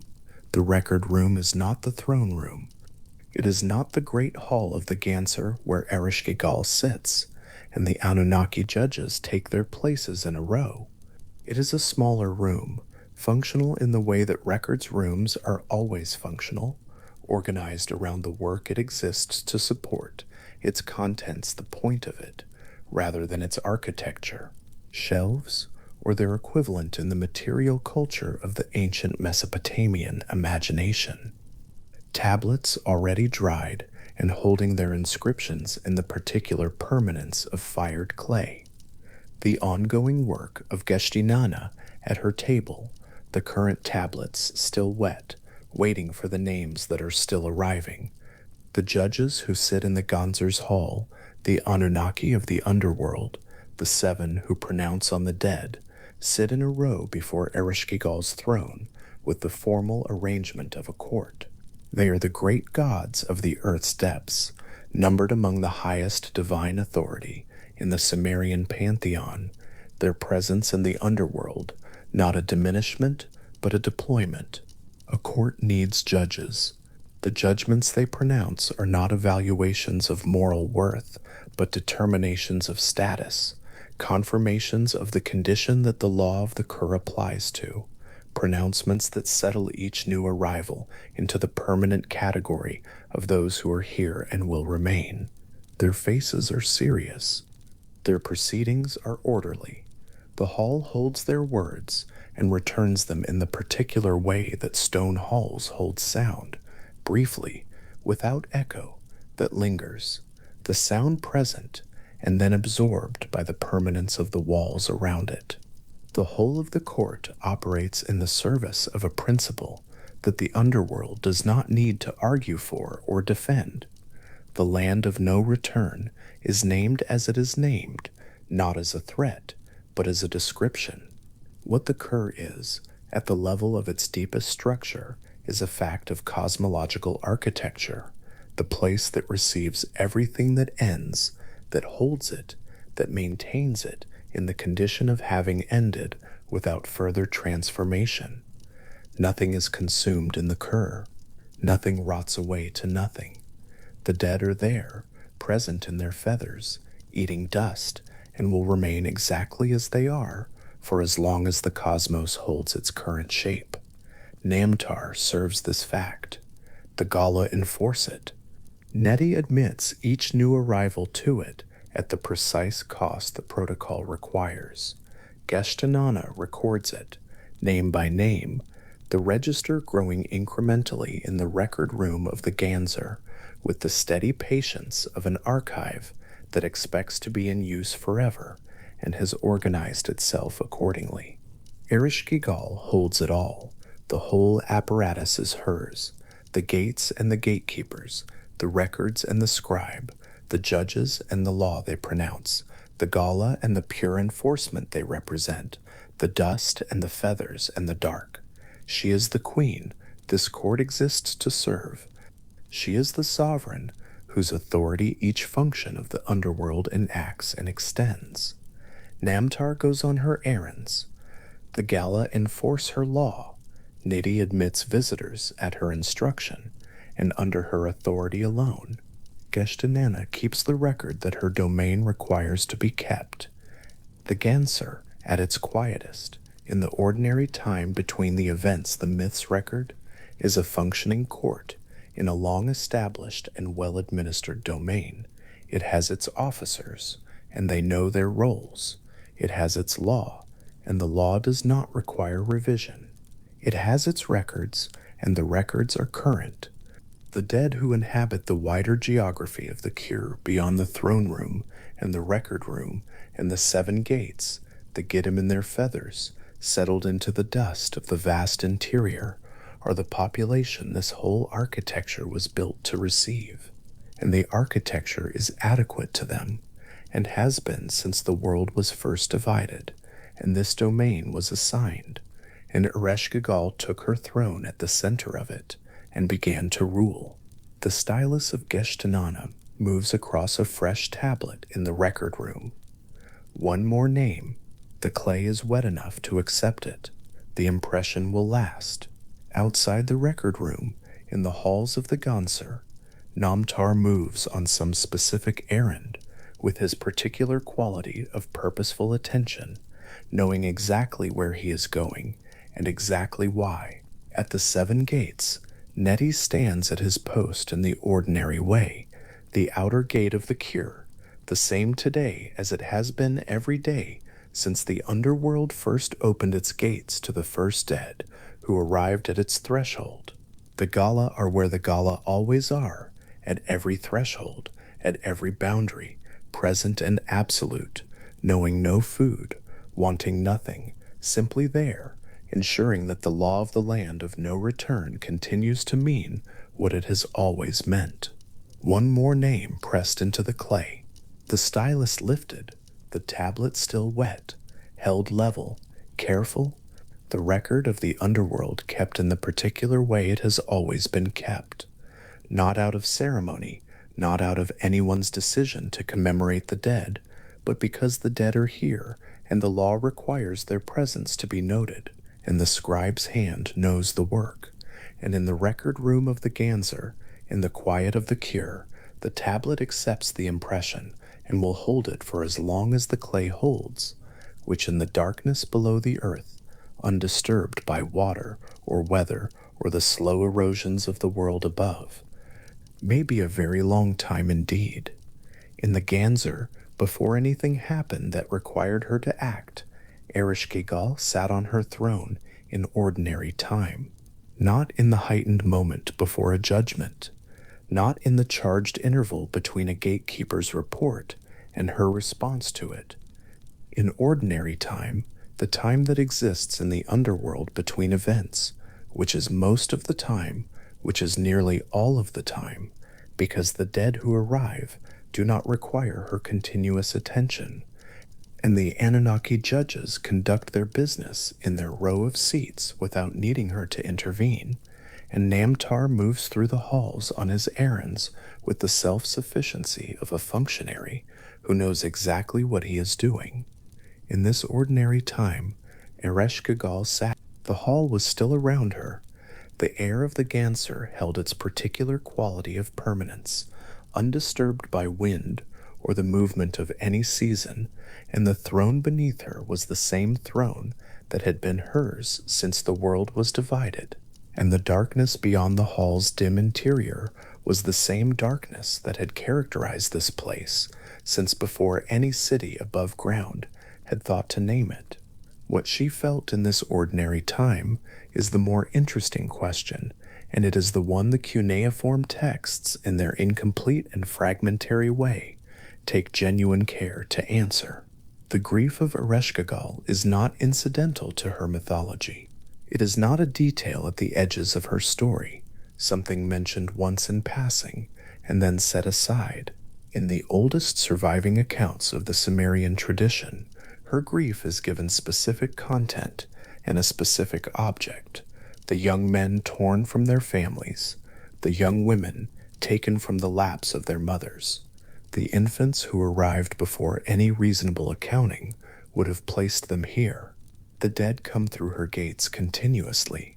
They have always come through her gates continuously, and in the tradition's accounting, Ereshkigal mourns them, not as performance, not as ritual lament conducted for the benefit of observers, but as the ongoing condition of a being who receives, without ceasing, everyone the world above sends down.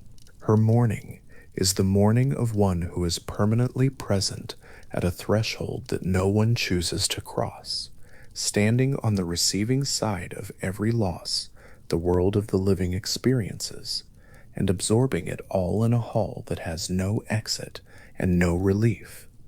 This is worth sitting with for a moment. The goddess of the dead in the Sumerian tradition is not indifferent to death.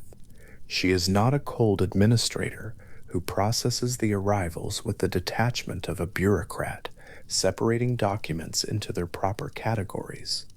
The tradition is specific about what she feels.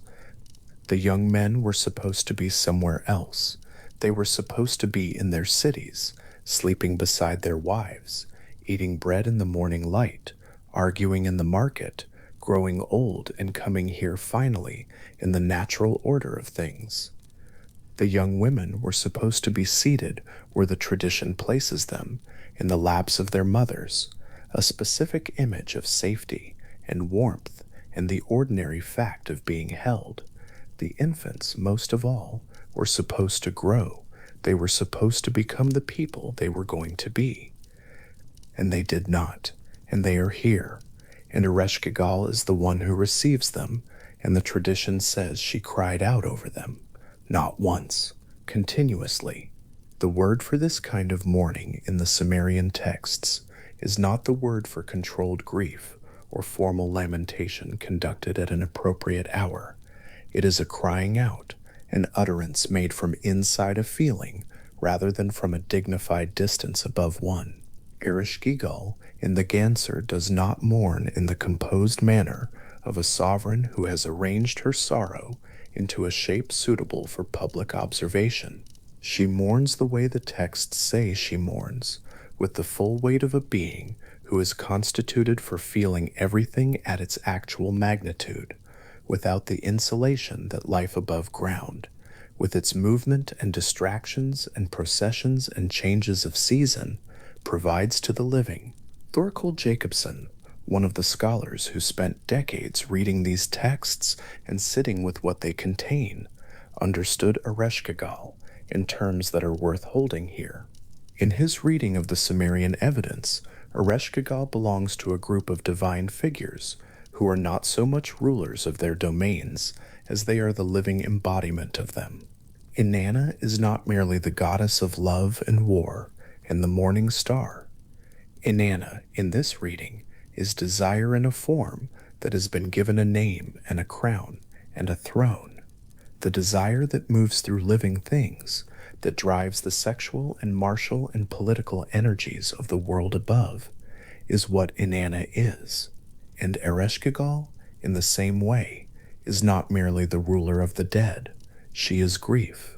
She is the grief that is inherent in everything that ends, the grief that is the inside of every loss, the world of the living experiences, given form and voice, and placed in a hall of permanent darkness, below the surface of the earth, where she has been feeling everything since before anyone living can remember.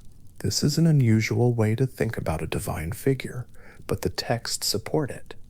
Ereshkigal in the cuneiform tradition has an emotional texture that the above-ground deities do not quite share.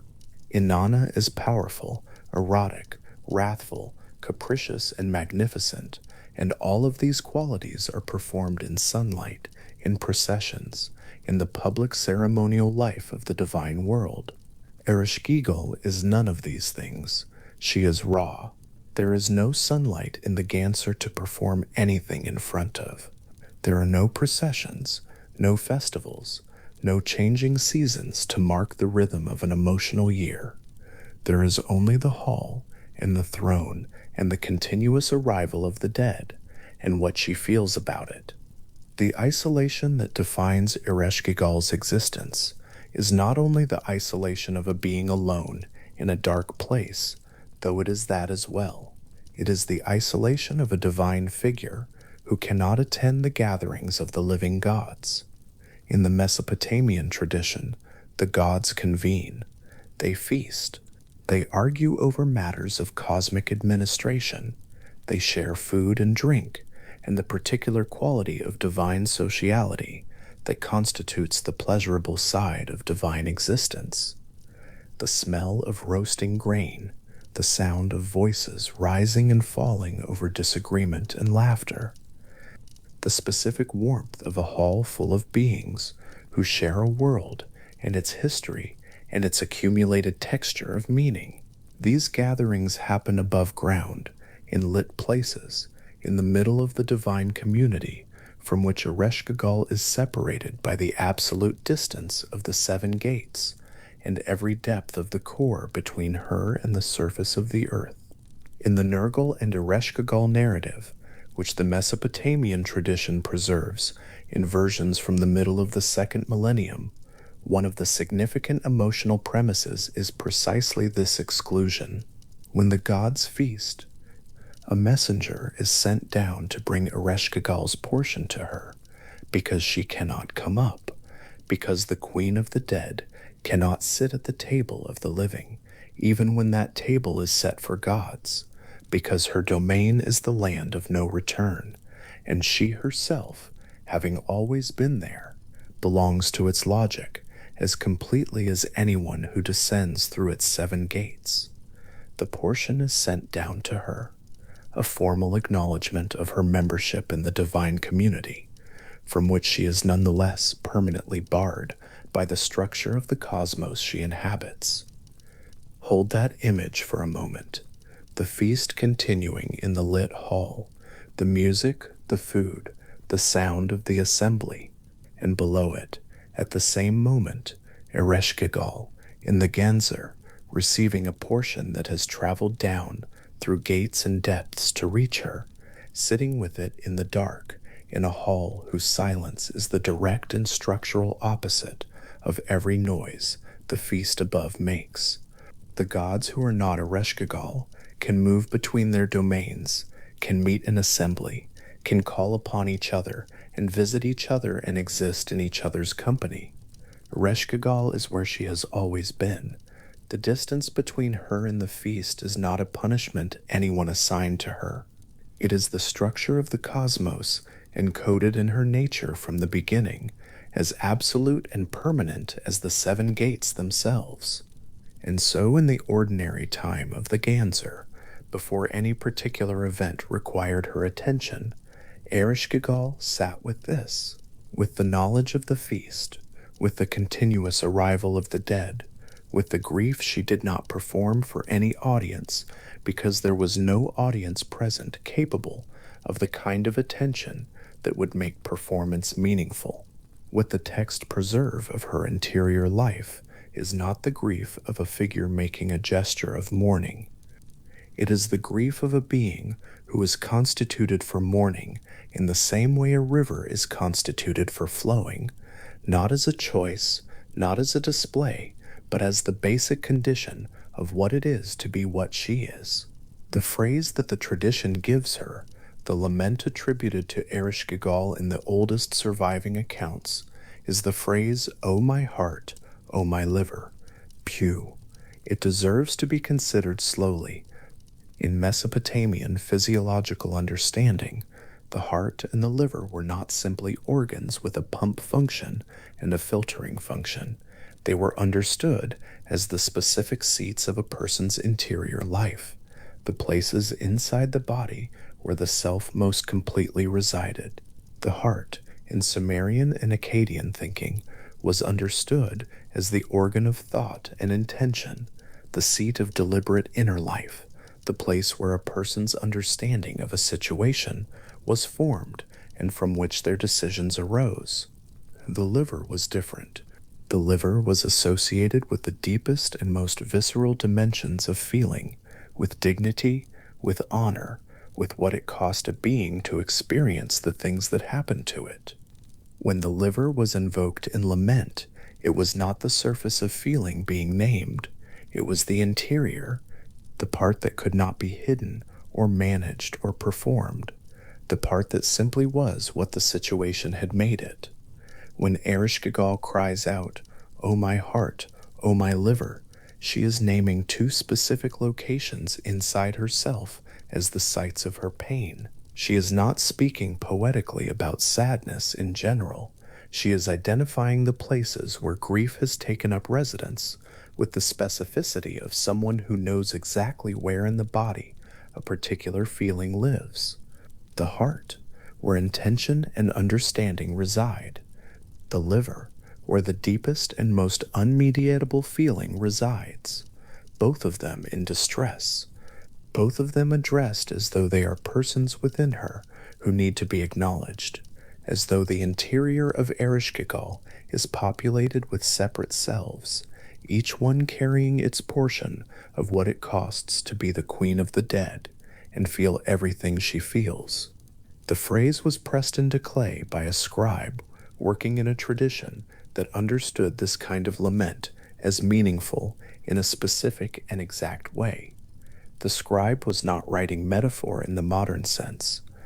The scribe was recording a divine utterance that located the goddess's grief in precise physiological terms, in the organs the tradition associated with the specific qualities of feeling she was expressing.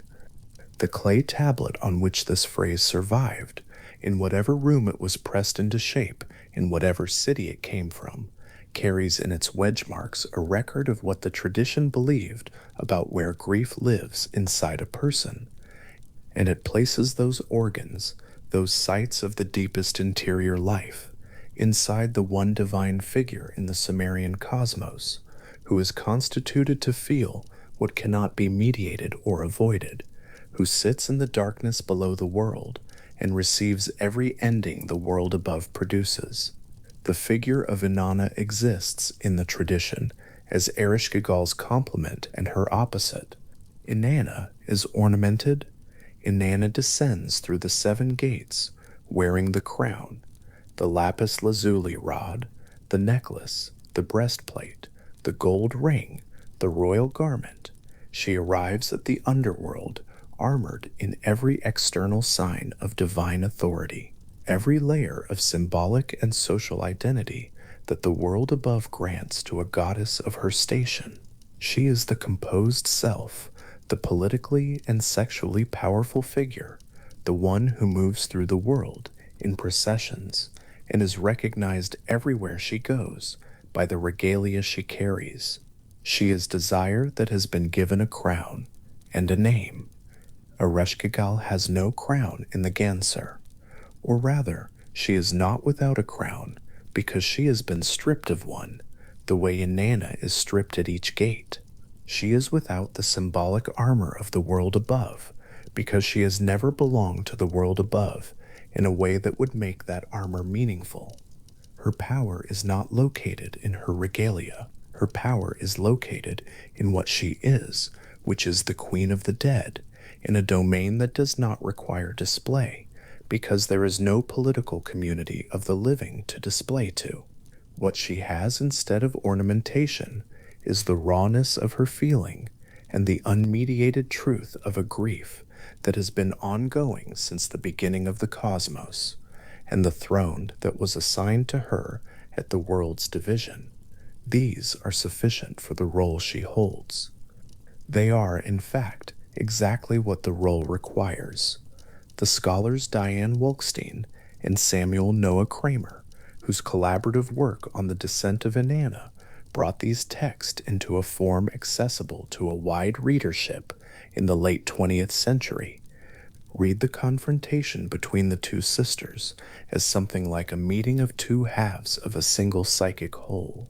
Inanna arrives as the composed, social, ornamented self, the part of a person that faces outward and operates in public, that has names and roles and claims and ambitions. Ereshkigal receives her as the raw interior, the part of a person that does not perform, that exists beneath every role and every ornament, that has been sitting in its dark hall with its grief and its total honesty since before any role was assigned. In this reading, the mythology is not only about a descent into the literal underworld of Sumerian cosmology, it is also a myth about what happens when the composed surface of a life encounters the unadorned interior it has been managing and performing above, and finds it looking back. This is one reading. It is offered as one reading. The tradition does not explain its own meanings in the way that modern interpretation does, and the cuneiform texts make no explicit claim that the myth is operating on a psychological register as well as a cosmological one, but the reading illuminates something that the texts themselves make present: the specific quality of Ereshkigal's rawness, the way she is characterized without any protective distance between herself and what she feels, the way the tradition holds her emotion as something that is simply there in the Ganser, the way the dust is there, the way the permanent dark is there, requiring no event to cause it and no witness to justify it, because the grief that belongs to Ereshkigal does not need a cause in any particular moment. The dead who pass through her gates are both the occasion and the substance of it. They arrive from the world above, from the feasts and processions, and the morning and evening star, and all the things that Inanna's domain encompasses, and they pass through the gates stripped of everything that identified them. And they become what the tradition says they become. The Giddim, the shades, dressed in feathers and eating dust, existing in the permanent dark of the Kur. And Ereshkigal is present for this, continuously from the beginning. The grief is not a feeling that arrives and then passes.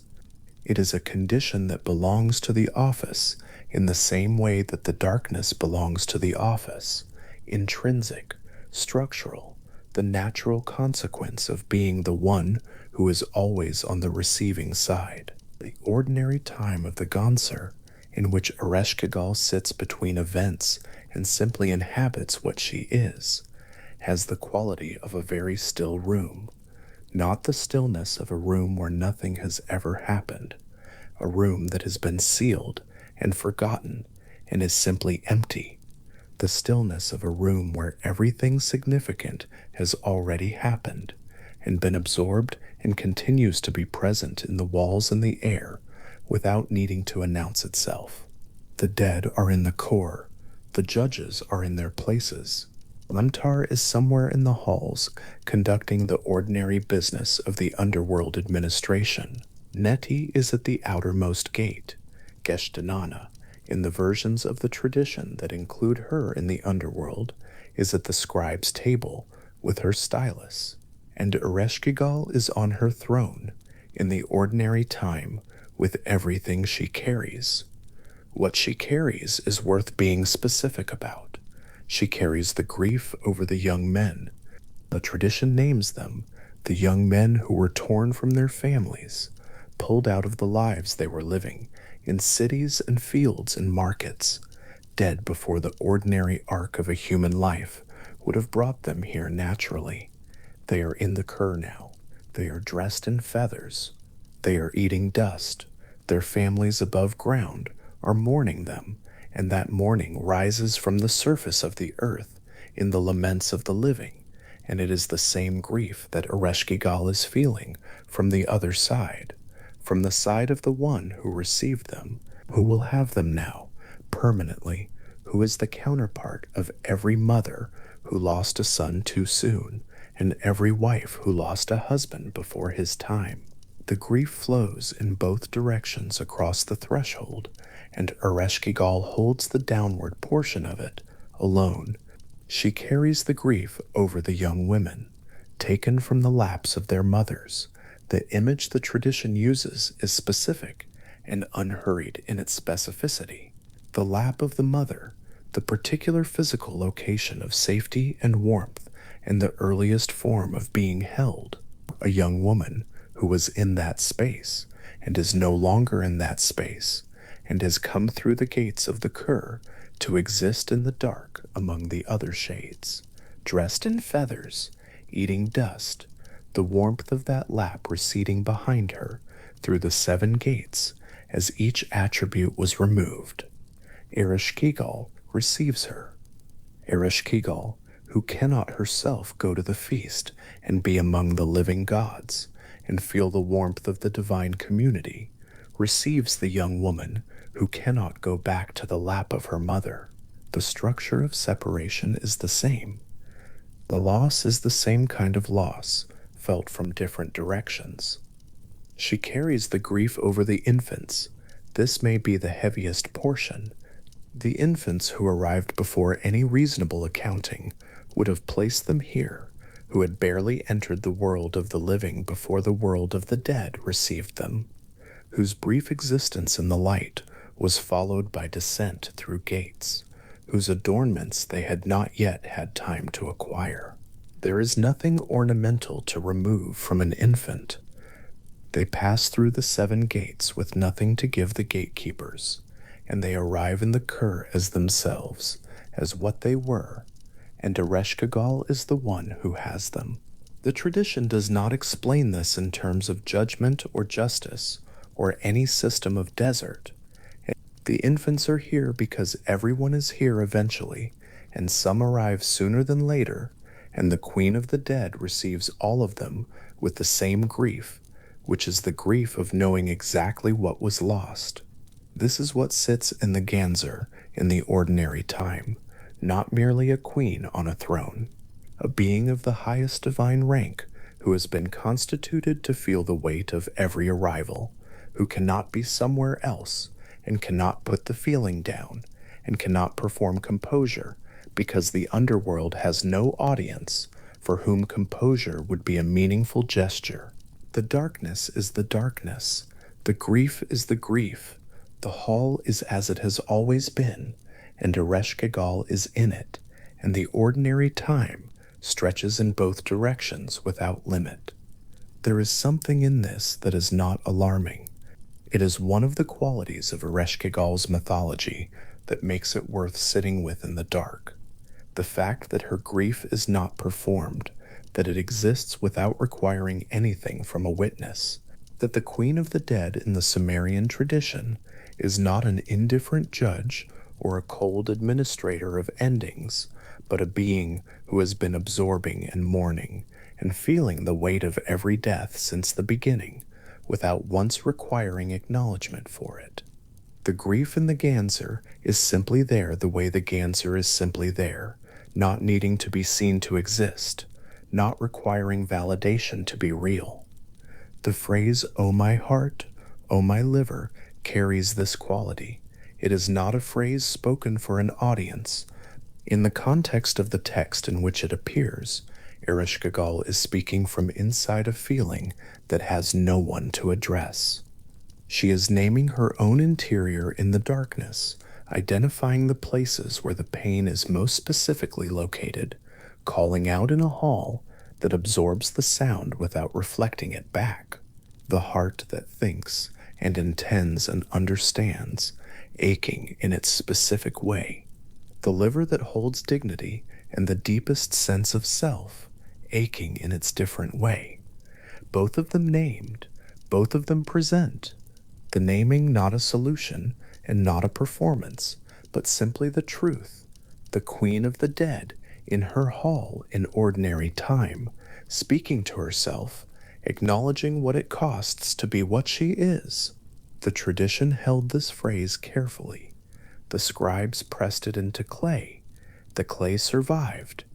The phrase is in the record now, thousands of years later, sitting in the accumulated textual evidence of Sumerian religious life, as one of the most specific and honest statements any divine figure in the tradition makes about what it actually feels like to hold the office they hold. Inanna has hymns.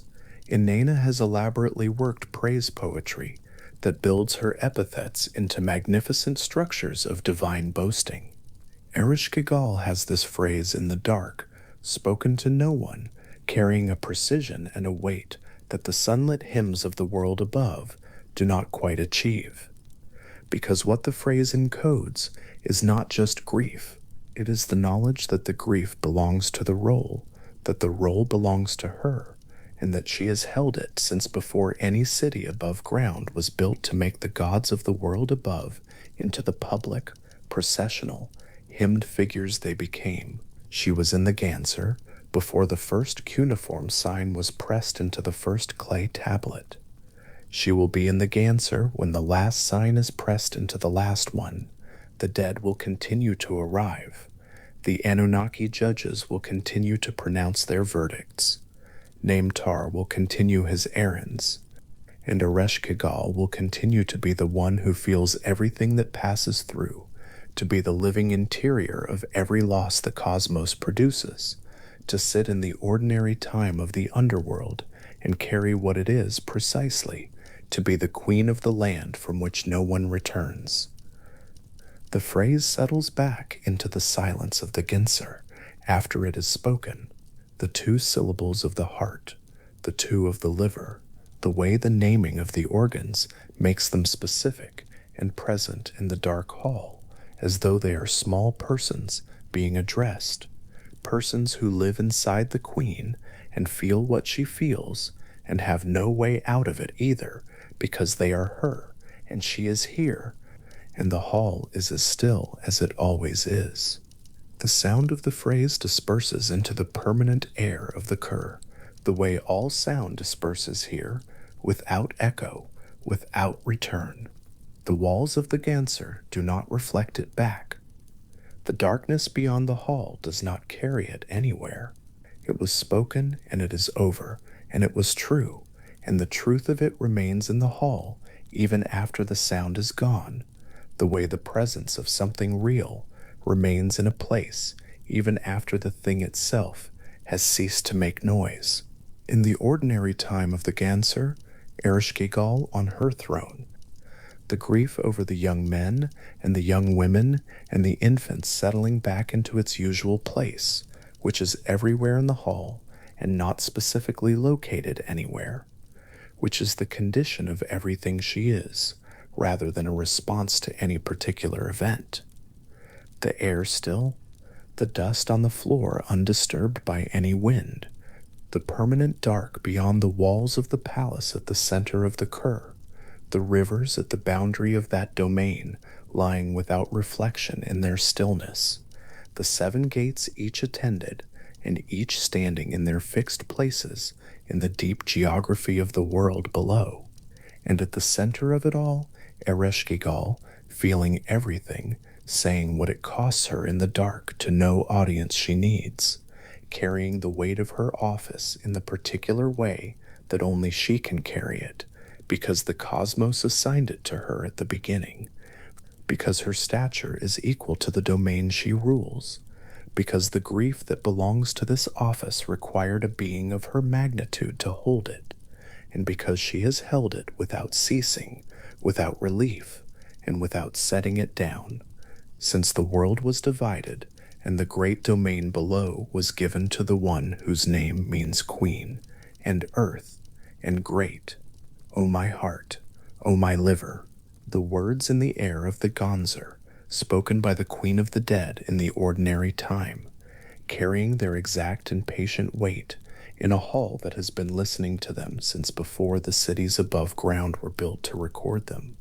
Both organs named, both of them present in the dark, both of them the specific address of a being whose feeling is as large and as permanent as the domain she rules, the stillness of the underworld, holding the phrase the way it holds everything that enters it, without return, without echo, and without end. Nettie stood in the doorway of the Ganser's outermost chamber, with his hands at his sides, and his posture arranged the way a gatekeeper arranges his posture, when the news he is carrying is the kind that changes something. He had come from the first gate. He had come quickly. The hall behind him was the same as it had always been, the same dust in the air, the same stillness in the walls, the same absolute and total quiet that characterizes every interior room of the Kur, and Ereshkigal was seated on her throne at the far end of it, and Nettie stood at the near end, and the distance between them was exactly the distance it had always been, and yet the news he was carrying made the hall feel smaller than it was. He spoke. The woman at the outer gate was dressed in the full regalia of a queen. She wore the crown. She carried the lapis lazuli rod and the measuring line. Around her throat was a necklace. Across her chest, the stones of her breastplate. On her finger, the gold ring. Over her body, the breastplate, and over all of it, the royal garment. Every article of divine station present, every marker of authority worn on the body and displayed with intention. She had said she had come to witness the funeral rites of Gugalana, the bull of heaven. That was the reason she had given.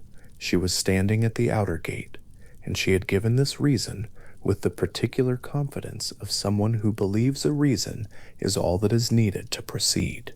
Ereshkigal did not move immediately. The Ganser held that moment the way still water holds the moment before something is dropped into it, intact, undisturbed, already about to change. What the tradition describes in her posture and her silence before she responds is not hesitation, it is recognition. The queen of the underworld had been sitting on her throne since the cosmos was divided, and she had received every kind of news in this hall, and nothing that Nettie had ever brought her from the outer gates had required her to receive it the way she was receiving this. The name of the woman at the gate had not yet been spoken. It did not need to be. The crown, the lapis lazuli rod, the necklace, and the breastplate, and the gold ring, and the royal garment, taken together, they described only one figure in the entire organization of the cosmos, and Ereshkigal knew it before Nettie finished his sentence, and the knowing of it arrived in her body as a recognition that was also, at the same moment, a decision. She spoke to Nettie with precision. The instructions she gave him were specific, sequential, and without any room for interpretation. He was to return to the outer gate. He was to open it, but only slightly, as the tradition specifies, only as wide as the custom of the underworld permits, which is to say, wide enough to admit a body, and no wider, with nothing performed in the admission that could be mistaken for welcome.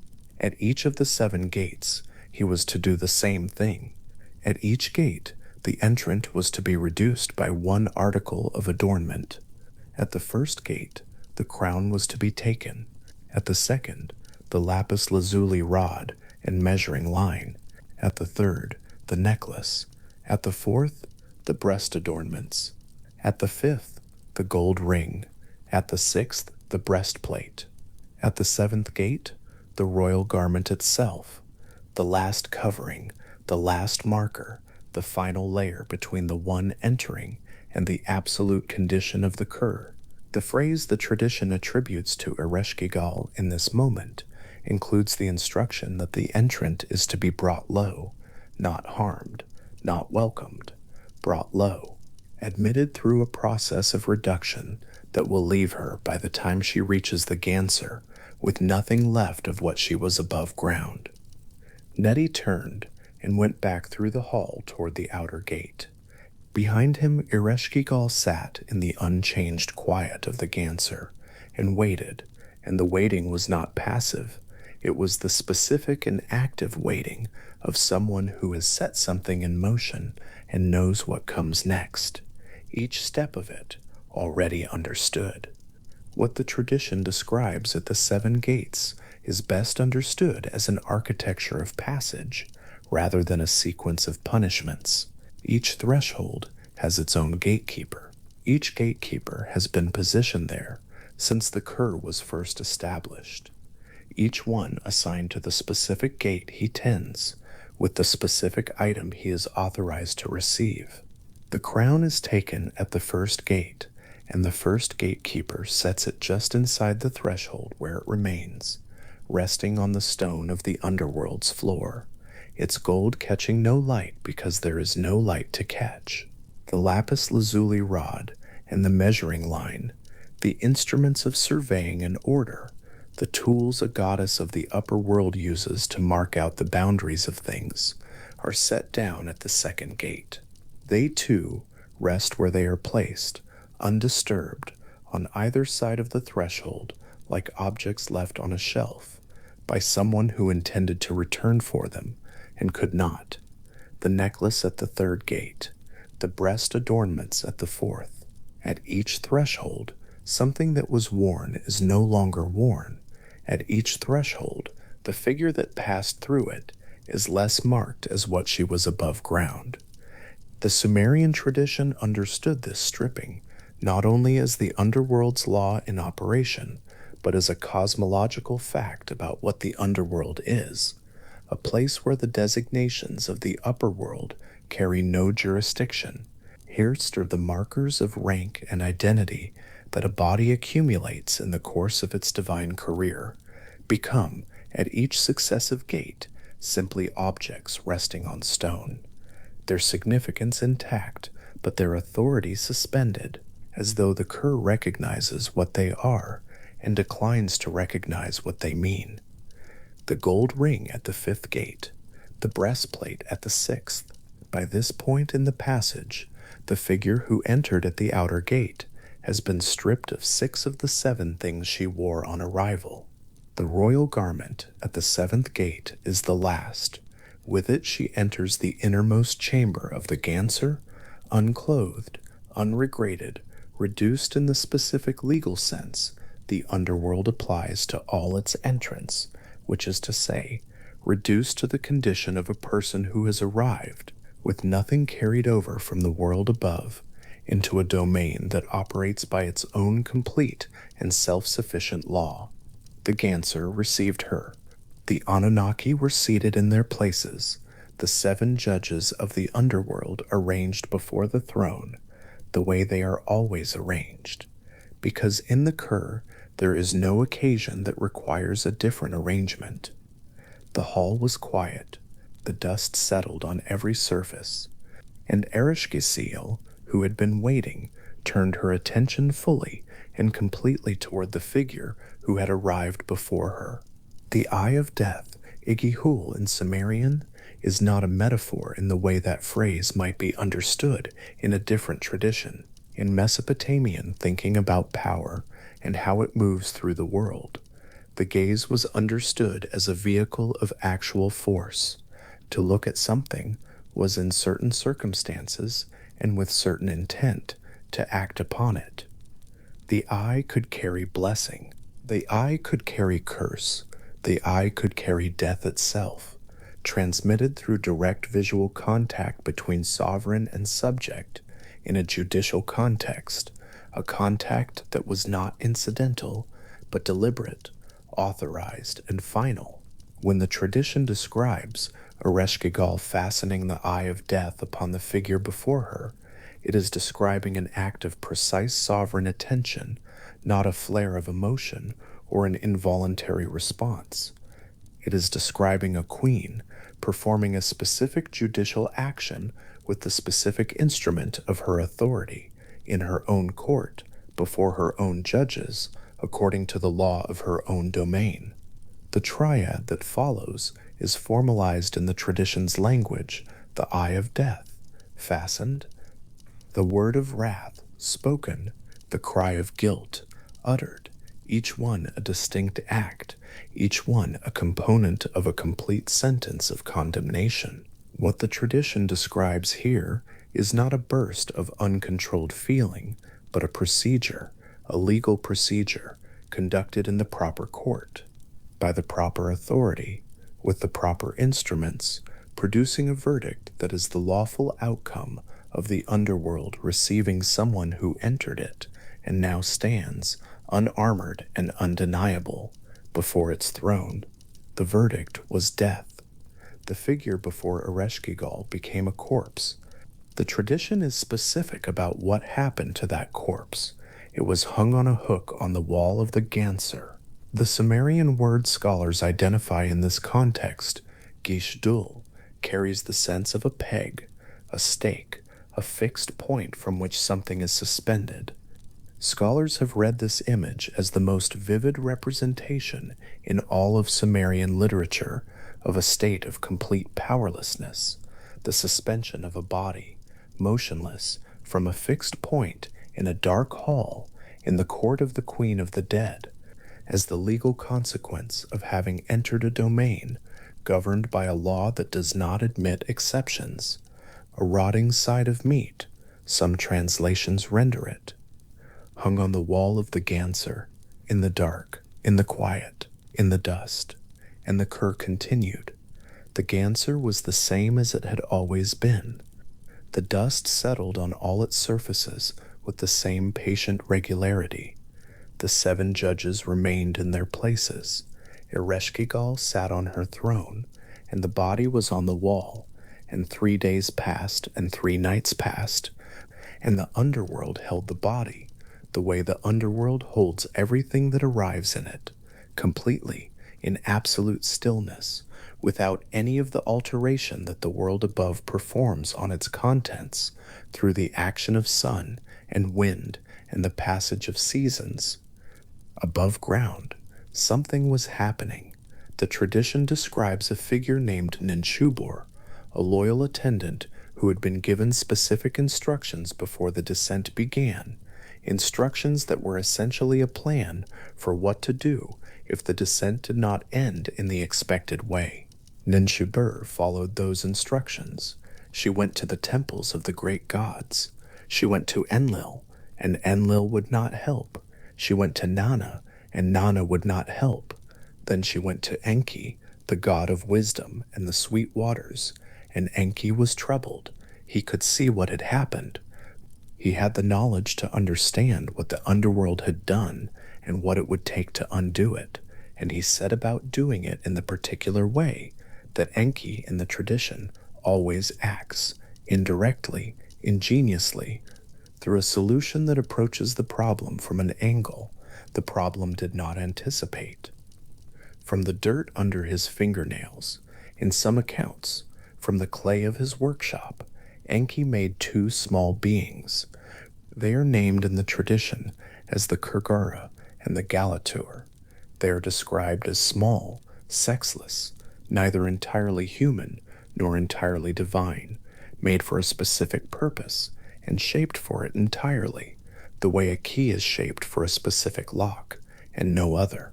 Their purpose was to enter the underworld. Their method was not force. Their method was grief.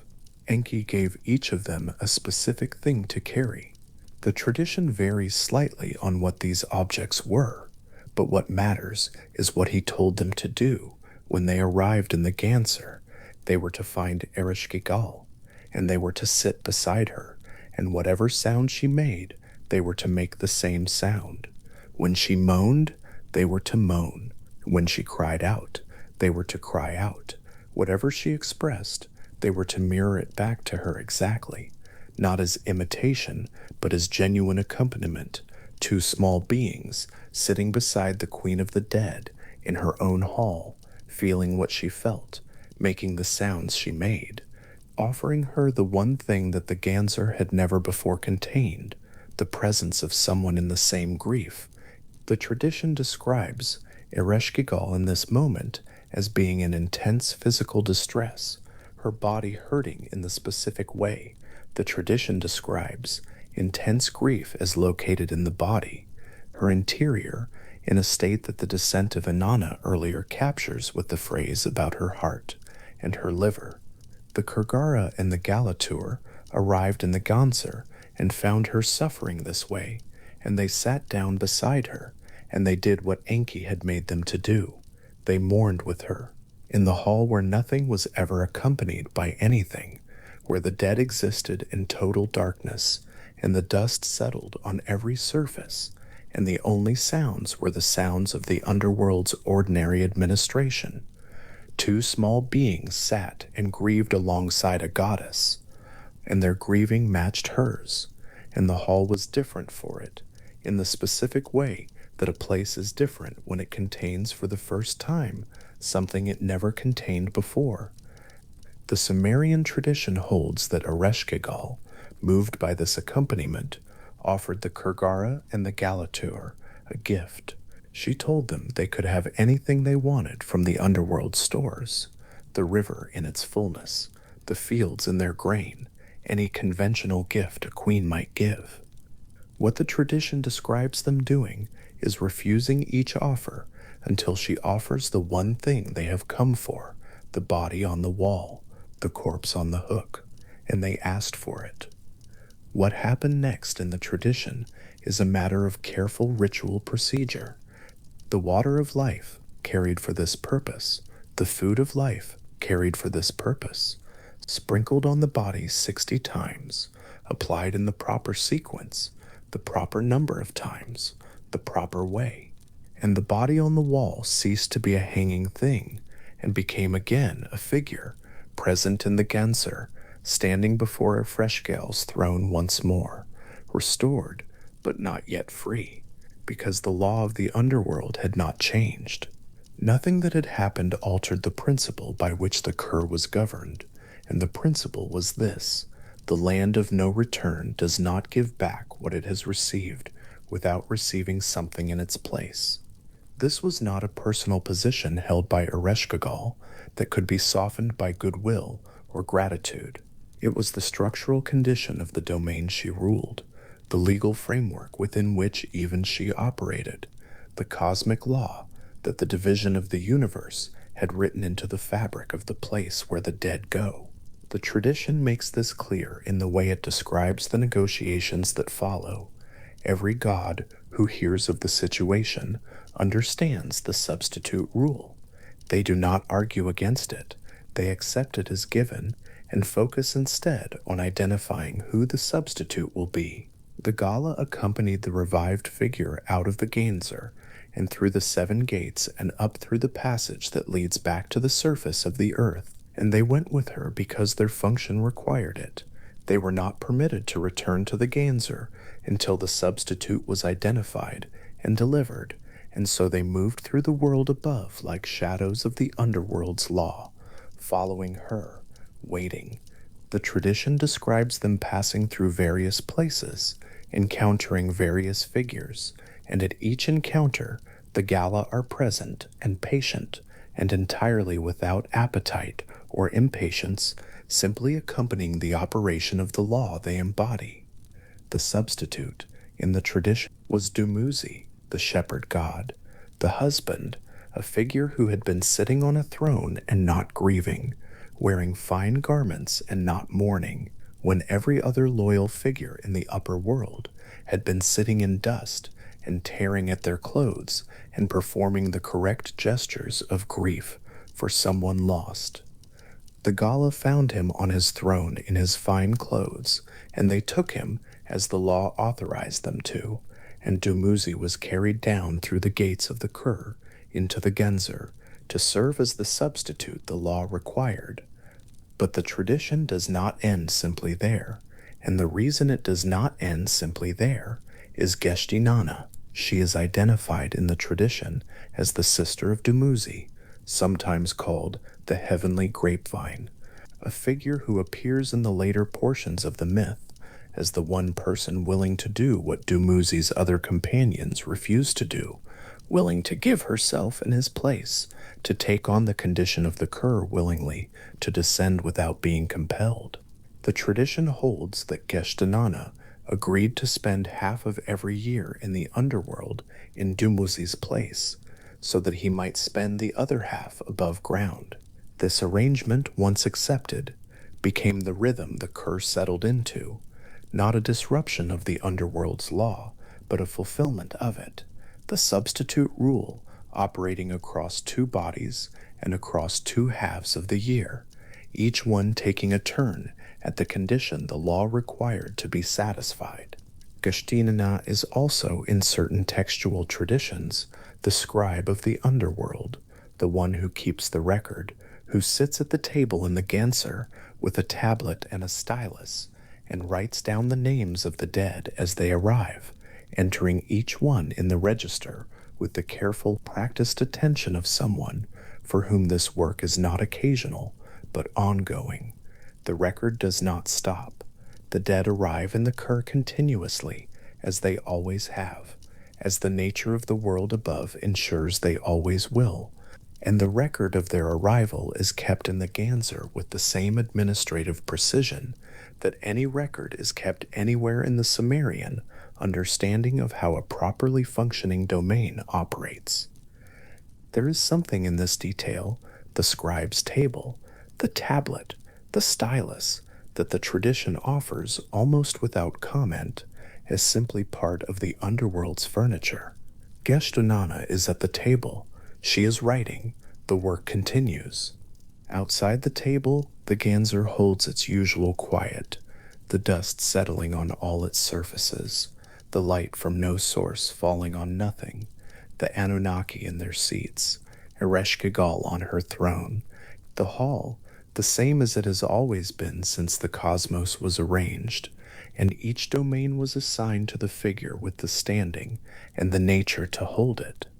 The tradition that carries all of this, the descent of Inanna, the Nergal and Ereshkigal narrative, the hymns and incantation texts, and ritual compositions in which Ereshkigal is addressed with her epithets and invoked with her titles, was written in cuneiform on clay tablets, some of which survived thousands of years in the ground.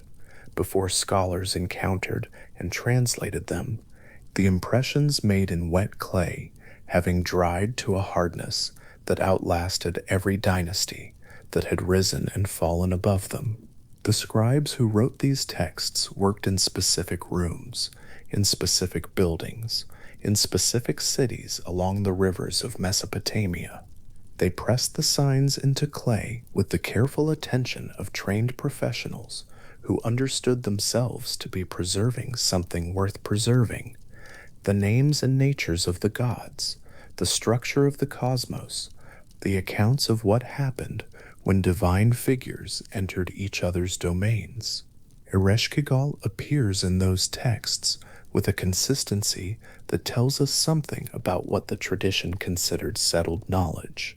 Her name, encoded with its three components, her domain, identified as the core, her title, the queen of the land of no return, her standing among the Anunnaki, her court, her vizier, her gatekeeper, her scribe, her judges. The tradition knew exactly who she was, and exactly where she was, and exactly what she was doing, and it recorded this knowledge with the same seriousness it brought to recording the natures of every other figure in the Sumerian cosmos. What Ereshkigal was doing was ruling. She was ruling the way the tradition describes her ruling from the beginning, permanently, originally, without a period of absence or a process of appointment or a narrative of how she came to be there that implies she might have been somewhere else instead. The Kur was hers because it required a figure of her exact stature and nature to be hers.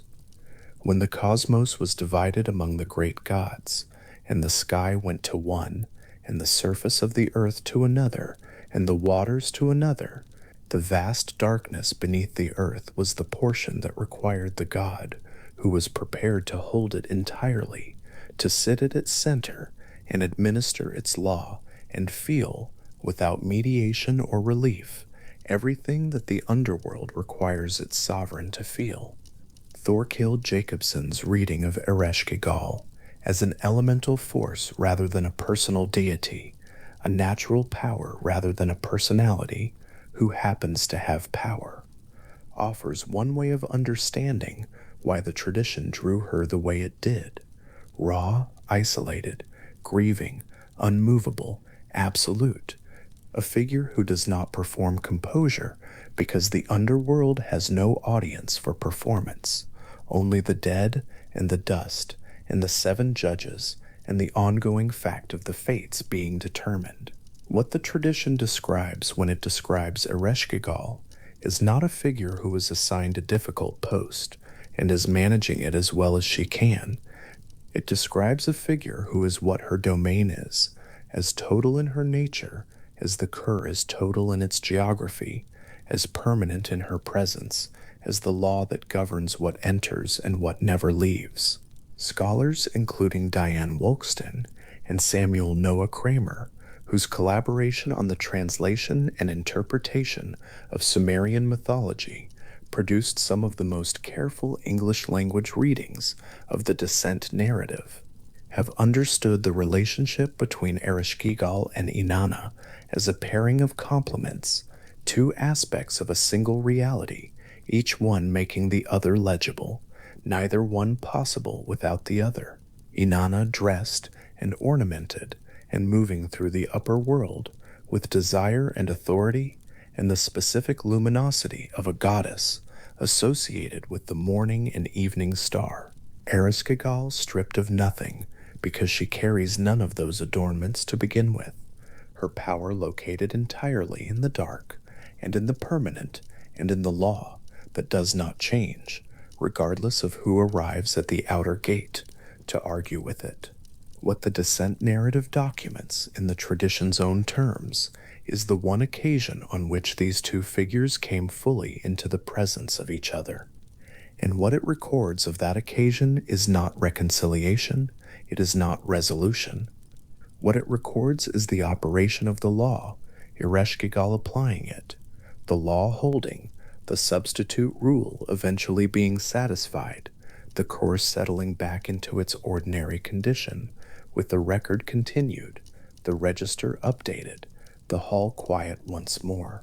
The clay tablets on which the descent narrative was preserved were buried for thousands of years, and when they were recovered and read, what the scholars found preserved in them was not allegory or metaphor dressed up as narrative. It was by the tradition's own understanding, an account of what had happened, recorded by people who considered it worth recording, pressed into material that would outlast the pressing of it. The signs in the clay meant what they meant. The name in the first line meant what it meant. Ereshkigal, the great lady of the great below, the queen whose name was also an office, the ruler of the domain whose law no one who entered had ever successfully argued against. Because the law did not admit of argument, it admitted only the fact of arrival and the fact of what arrival in that place required. The Ganser stands at the center of the Kur, in the tradition, the way any palace stands at the center of any domain, as the place where the governing authority resides and administers its function and is permanently available to receive whatever the domain produces. The Kur produces the dead. The Ganser receives their names and determines their fates and maintains its record with the same uninterrupted attention it has always given to the work. Outside the Ganser, the rivers of the underworld lie still in the dark, their surfaces undisturbed.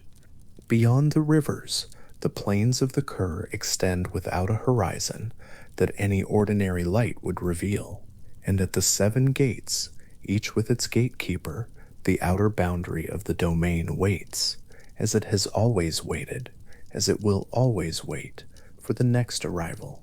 Geshtinana is at the table. The tablet in front of her is wet enough to take an impression. The stylus she holds has been pressed into clay many thousands of times before this moment, and it will be pressed many thousands of times more, and each impression will be a name, and each name will be an arrival, and the arrival will be recorded with the same care and the same precision that every other arrival has been recorded since the first dead came through the 7th gate and stood in the Ganser before the judges and waited. She presses the stylus into the clay.